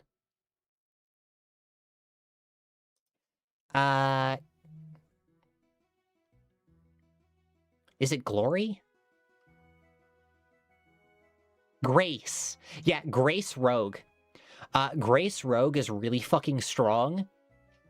Because Grace Rogue can do, like, consistently 4 stress damage on every attack. Which stress damage cannot be prevented by armor. It also allows you to mark armor instead of marking stress for your abilities, which armor doesn't fucking matter with your super high evasion. But, like, yeah, genuinely, Daggerheart has, like, glaring balance issues with that. The issue with Blood Hunter is Blood Hunter can, like, apply a billion status effects and just burn your DM's fear away, so they can't even use primary mechanics. And yes, your allies will roll with fear eventually, but if you're making your DM spend 3 fear a turn, that doesn't matter. Like, it's fucking dastardly. You should not be allowed to do the shit you can do in Daggerheart.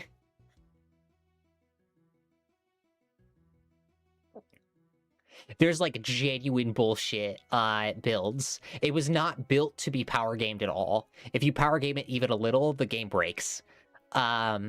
which sucks. Because I like to power game, because power gaming is like an expression of mastery, and it's one of the ways I show that I care about a campaign.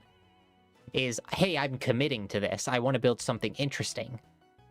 And I make sure to power game in interesting ways, not just do the most damage, because that's lame. If you just do the most damage, that's boring as fuck.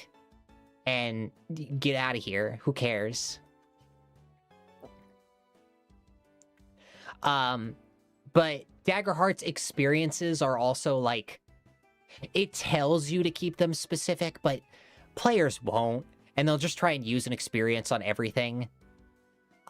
Just spam one experience on everything, which sucks. I don't like that.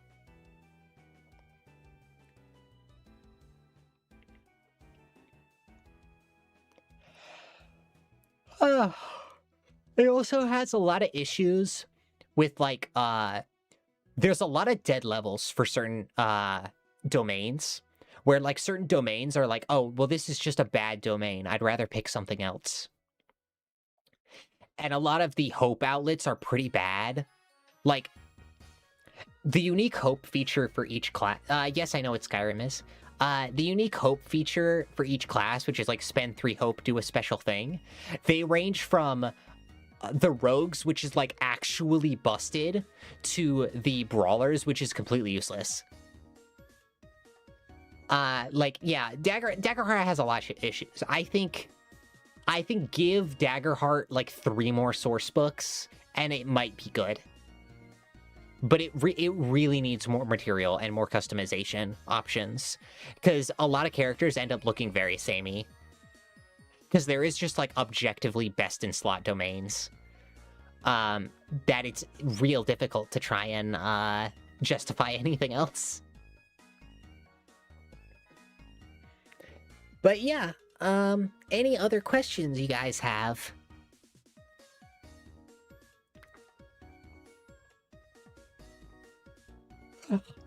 Yeah, I just yawned. Why is my... I gotta check on something real quick. Hold on.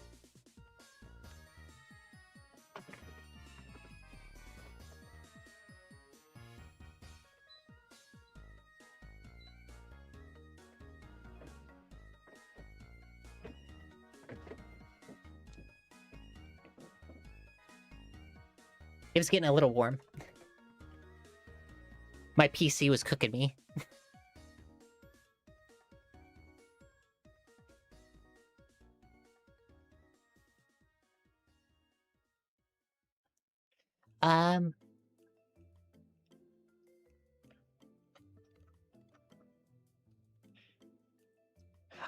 I was, worst player or DM experience you had in recent memory. Did you learn from that dastardly experience? So the worst, I would say the worst experience I had was actually on my end. It was so, it was partially my fault and partially the player's fault. And it was because, like, I didn't communicate effectively what I wanted out of them, and what they wanted from me. I had them do a heist as a part of a major story beat. They were trying to get a journal that was on display to learn something about an artifact that was, like, very important to that point in the story. And that, the heist went very well in the planning phase, but unfortunately it ended up with one of the players, the Trox Blood Rager, who's, by the way, 11 feet tall, didn't really have anything to do, and I feel really bad that I forgot about him in the heist. Like, I completely cut out his character from the heist because I was so involved in everyone else's stuff. And I didn't get enough chance to, like, use the gala as a way of showing elements of the story, because everyone just wanted to keep moving. And I wish I had slowed it down a little bit and broken up the heist between 2 sessions instead of trying to do it all in one. In terms of individual player experience, I had in session 0, before the campaign even started, where I gave them all like template characters so they can learn how to play the game. Well, like this is like session -1, honestly. I had a real fucking weirdo, like ultra theater kid, stood up when he did his lines. And he would like put his hand to his heart and shit. He was playing a cleric, and it was the worst. We later found out he was a fucking weirdo.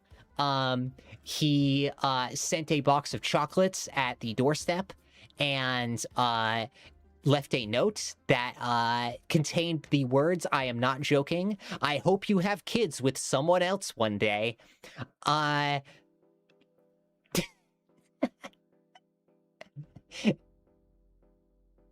Just, yeah. Dark Riz.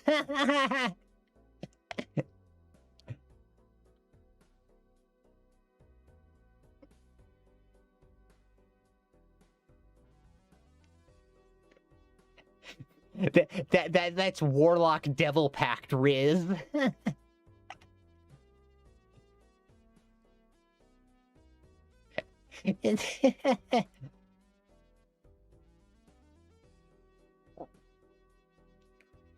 That's the type of shit you say under glibness. Like, guy was unrestrained.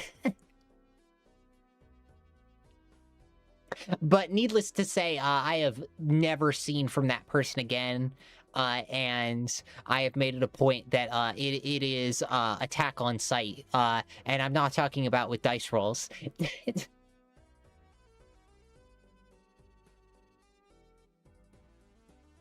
I'm about to teach their...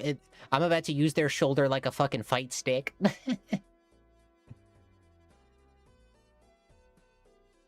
Yeah, it was bad. It was his first time playing. How you doing, Kennedy? You walked in on me talking about a problem player in Pathfinder during my first little thing. You learned about a man who was upset about some stuff unrelated to the campaign and decided to leave a box of chocolates at my door that said in a note, among many other things, the ending line of, "I hope you have kids with someone else one day." Oh, Pathfinder is a tabletop RPG system that I DM for. When you get too unrelated.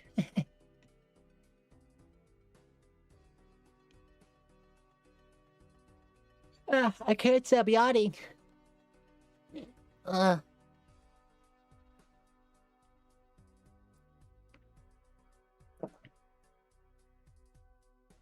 You were lost? Well, good. I was too.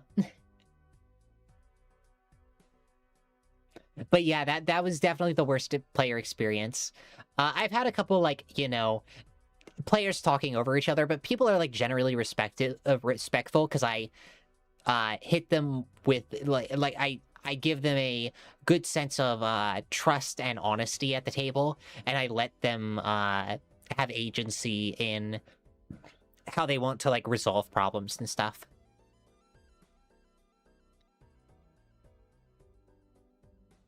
I can't stop burping. I don't know what's wrong.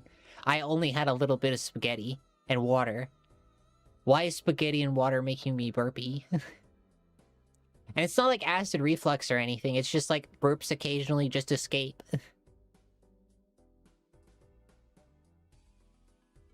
Mom's spaghetti. No, it's not mom's spaghetti. It's my spaghetti.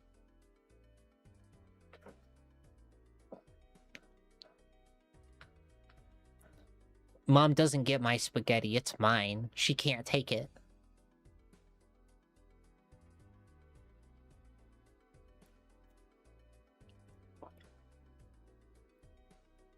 Combs at the mouth.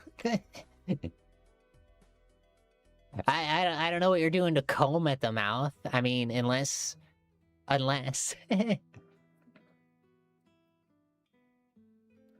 I got a new message from the animator. Hold on. I'll look at this real quick.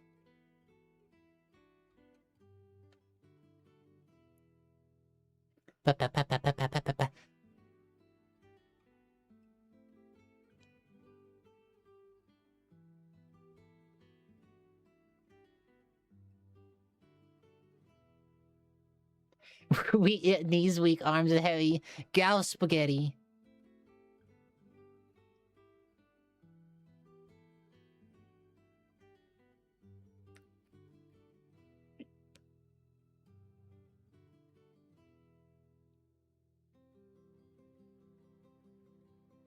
Yeah. Eh.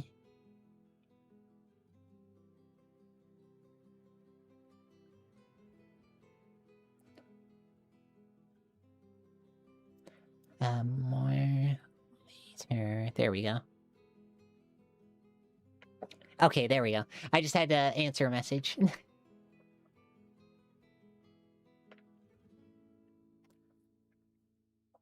But yeah,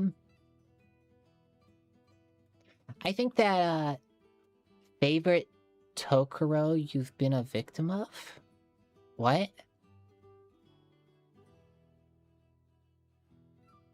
I don't know what that means. Tokyo? What? I still don't understand what that means. Oh, TPK, okay. I have never been, I've been close to TPKs, but, so, the only TPKs I've ever been close to are because the DM was dog shit at balancing. I had one DM for a very, very long time, who I did not enjoy playing with, but they were the only person available. So, I hate when Tokyo sneaks up on me. The worst, oh my god, the fucking worst, was I was playing my occultist, and, oh, TPK, total party kill. TPK refers to when the whole party dies or drops, as the result of a combat. It's generally regarded as something, you're out for the night? Back on Wednesday? Yeah. I'll see you Wednesday. Yeah, it's generally regarded as a bad thing for the DM practice to have. But the worst one ever was when I was playing my occultist, who we were level 6 at the time. So I had my conjuration, my evocation, and my abjuration implements. And we were playing a Gestalt campaign, so I had a couple levels in Ranger and a couple levels in Wizard.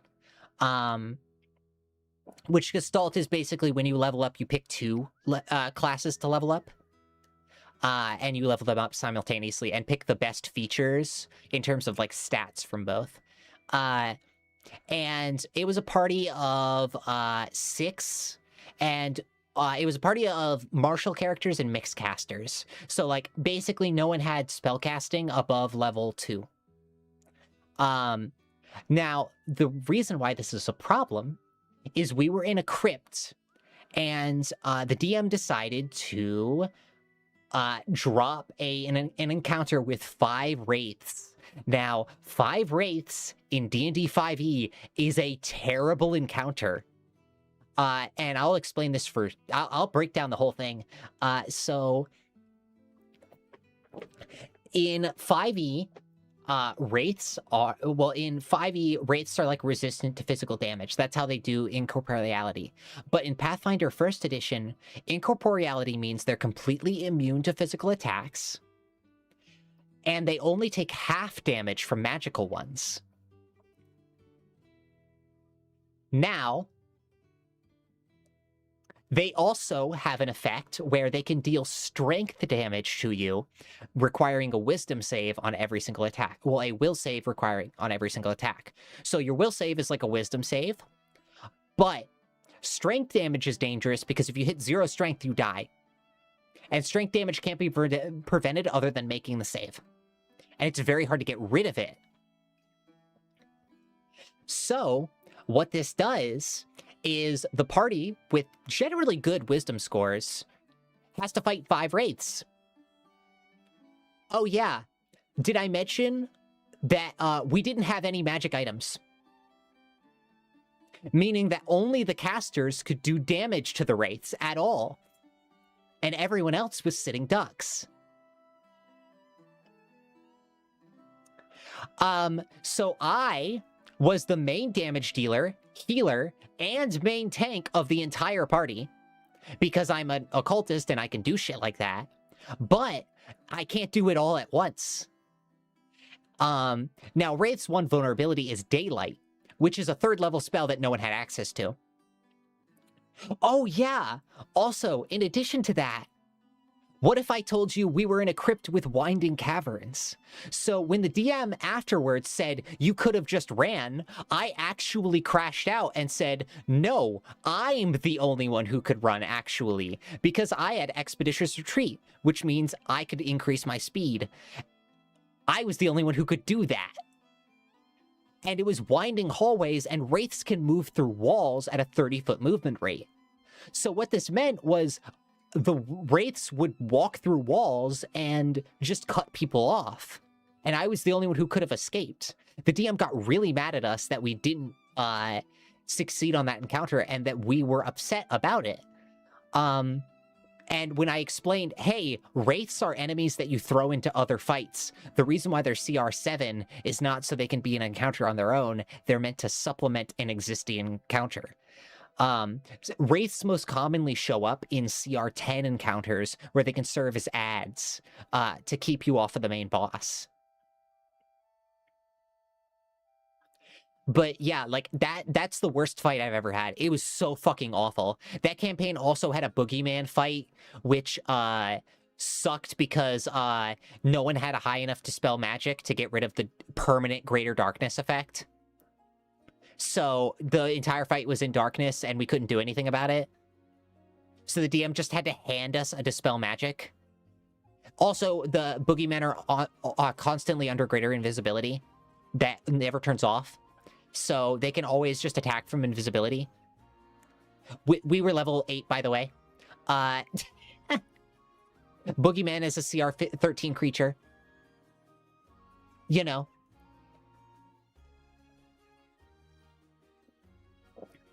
It was the worst campaign ever. I actually, like, dropped out of their group immediately. After, I think it was, like, a couple sessions after the Boogeyman fight. Because they also weren't rewarding roleplay, and, like, it felt very railroady in a way that, like, there wasn't really a choice to explore. There was a preordained path that we were allowed to go to other places for. And they got kind of upset whenever we, like, broke an encounter and made it beyond a section we weren't supposed to. And got a reward that was, like, really powerful. But this is the same DM that taught me to be very generous with magic items. Because when you're stingy with them, players get real fucking min-maxy in all the ways that they can. Because you're not giving them the magic items that they require. It's genuinely the worst campaign I've ever been in. It's so bad.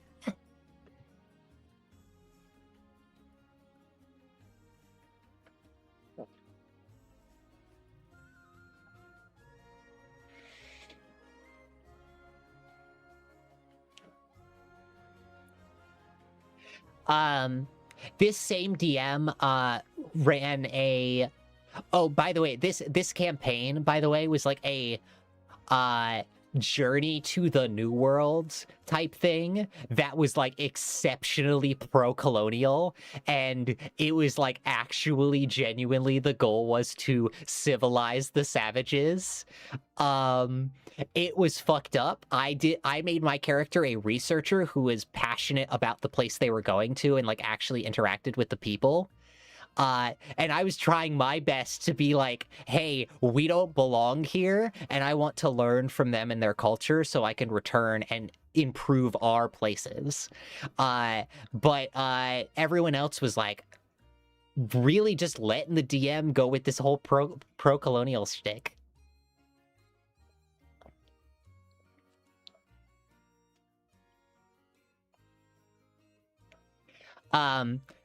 They also got real mad that I was a occultist with linguistics as a primary skill, so I knew literally every language that there was in the book, and I eventually just started having to ask my DM for made-up languages because I had too many languages. I started, like, inventing ciphers with my leftover languages. Oh, you have to go? Work call? Damn. Yeah, I hope to see you, like, next Wednesday or something. We're gonna be streaming again then. Possibly the Mina the Hollower finale next week. And maybe Fallout finale, I don't know. Depends. But I'll see you later, Altruism. Alt 4E.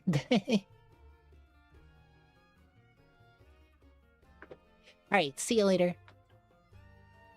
But yeah, like, I had one really bad DM who I played in a campaign for, like, 6 years?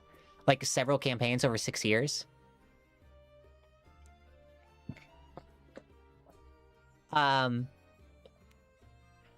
They're just very bad at doing RP. All their shit is just, like, railroady messes. So I dropped out, and I vowed to DM in an opposing style to them, which was focused primarily on, like, roleplay and character exploration and the way people interact with the places that they live in. And honestly, that's why I really love my campaign setting of Eos, because, like, so the current region that I'm setting it in is, like Nordic and Slavic, so I get to have a lot of fun with their folklore, and, like, really see how they intersect, and give people a look at stuff that they don't necessarily encounter on a day-to-day. I also have, like, a place of the map where there's just armored core mechs in the basement. Yeah, there's just straight-up armored core mechs in the basement. My party fought one of those mechs, and it was a really, really cool fight. I really liked it.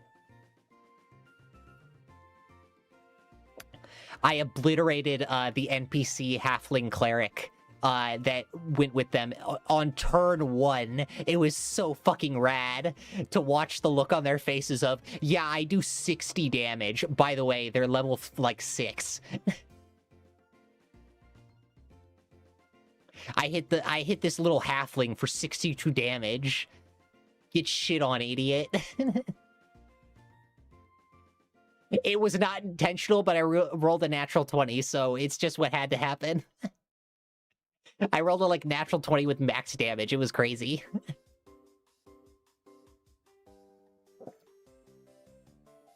But when you're dealing with mechs the size of a fucking... Yeah, no, not set into orbit. I literally described it as all that was left was their left hand, their right leg up to the thigh, and their scalp. That's all that remained after the laser disintegrated the rest of them.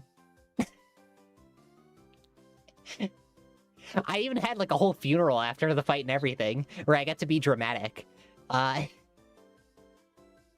Because they went to that place with another, like, NPC party, who are, like, a group of recurring characters in the story.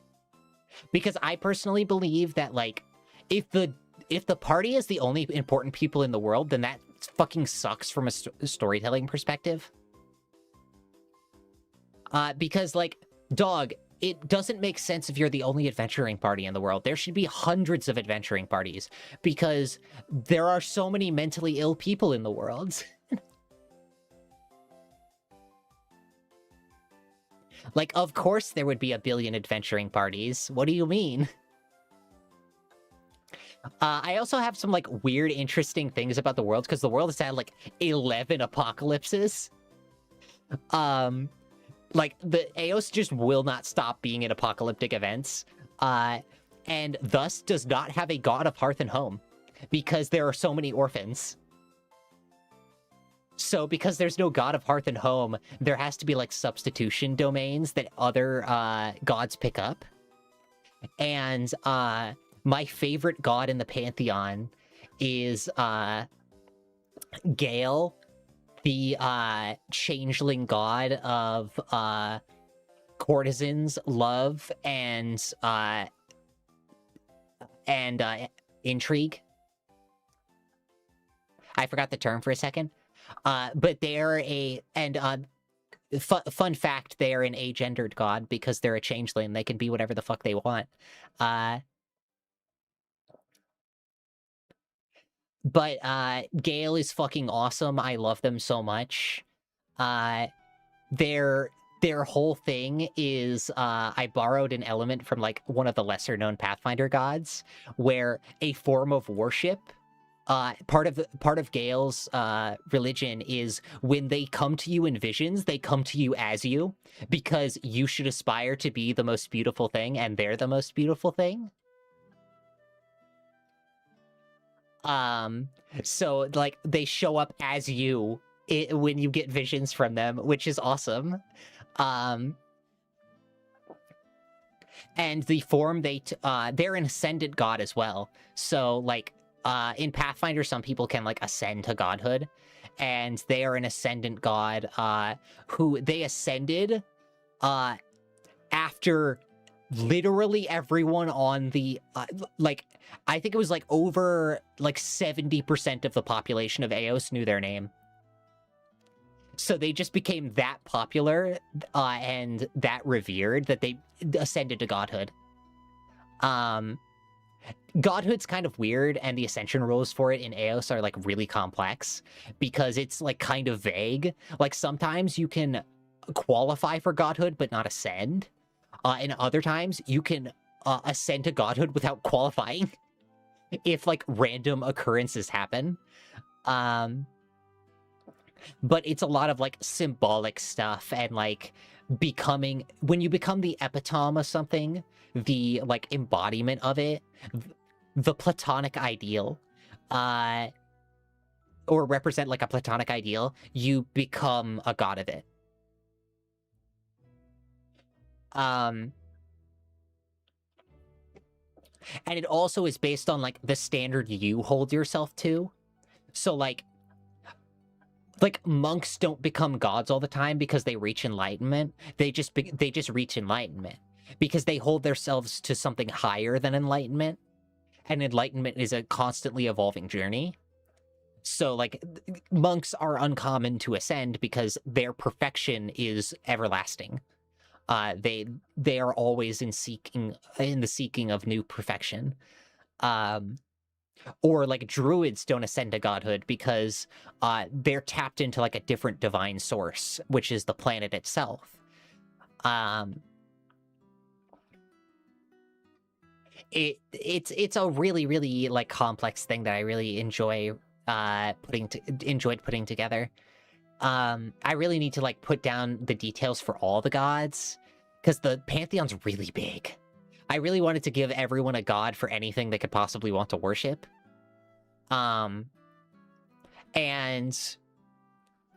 like I love the god of luck. Oh my god, the god of luck is so great. So the god of luck is like they're a gambling god. And one of their primary edicts is cheating in gambling games is not just allowed, it's immensely encouraged. Because worshippers of the Platinum Gambler recognize that luck is not a static thing that happens to you. Luck is the confluence of preparation and like knowledge and preparation. So like if you hide cards in your sleeve for a game of blackjack, that's encouraged. That's like, yeah, hell yeah, you're doing it. Because it's their fault for not noticing you're cheating. Or if you bring it, but like things that would drastically alter it, like if you like, it's too suspicious if you replace your entire hand, but replacing a card or two isn't too bad. Weighted dice are discouraged because weighted dice are like, they produce too much of a static result. There's no risk to a weighted die. It's like a really complex set of rules that it varies from person to person, and it is real vibes based. Like, the Platinum Gambler is one of the most vibes based gods out there. They're a real risk to worship, but they can really have things work out in your favor if you know what you're doing.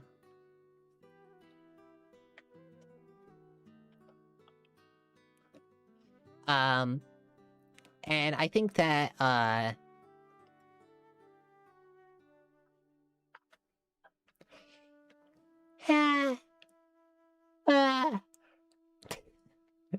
I'm sorry, I'm yawning.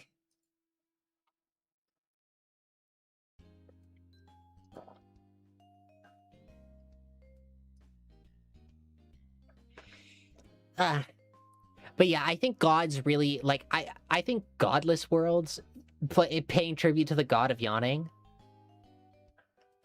Oh yeah, there's also the god of death, which I fucking love the god of death in Eos. So the god of death in Eos is an interventionalist god, which, if you're unfamiliar with that term, it means the god shows up and handles shit. If the god of death decides you have lived too long, they will come to kill you. Like, themselves, personally. And gods of death are always depicted with, like, scythes or daggers, but I wanted to give mine a giant fuck-off lance. Because sometimes dragons live too long, and it'd be lame as fuck to kill a dragon with a dagger, so you kill him with a fucking big-ass lance instead. Also, it's a reference to the fact that spears were the first, like, human weapon. Well, like, spears and clubs were, like, the first human weapon, but spears were the first, like, effective manufactured weapon. That was, like, made with intent. Like, you would pick, like, the first knife was a sharp rock that we picked up and decided was a knife. Well, we would use to cut things. And the first club was a big stick that we hit someone with, where a spear was something actually made with intent and manufactured. And she is sick as hell. I love the god of death. She's wonderful. So, some of the like, the god of death is known as the Pale Mask. Gale is known as the faithful courtesan. Platinum Gambler is the Platinum Gambler. Some of them have recorded names, some of them do not, because some of them are so old that their names have been lost to history. And then there's Gale, who's like, yeah, I'm a god. I've only been a god for like 90 years, by the way.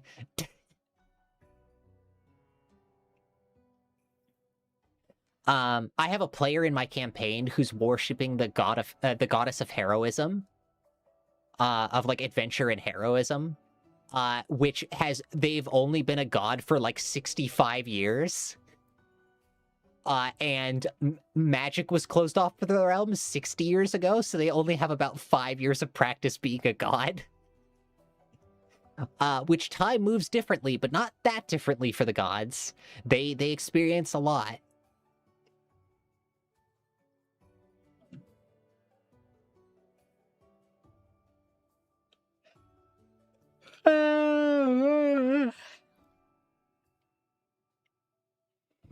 Okay, yeah, I I've talked a lot more than I normally do in a stream. So if you wouldn't mind, I might end the stream here.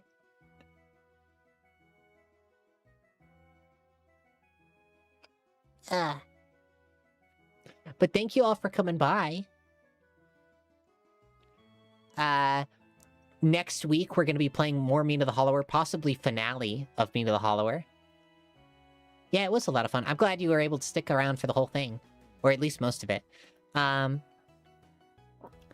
going to be maybe finishing up Fallout 2. I don't know.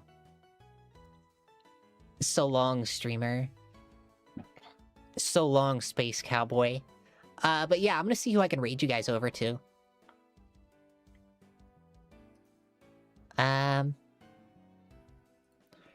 Is anyone I'm following streaming?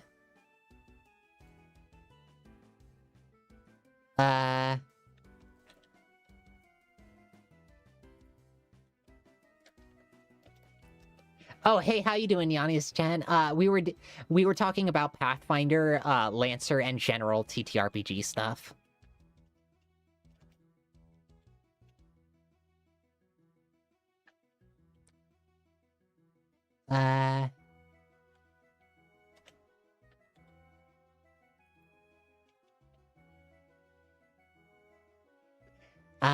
Okay, what kind of VTuber is streaming? You guys want to learn how to pick up girls? Someone's streaming Dead by Daylight. You guys want to learn how to pick up lesbians?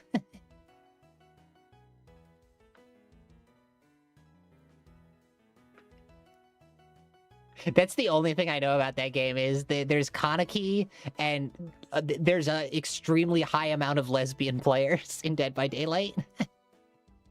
All right, I'll see you guys later. Bye-bye.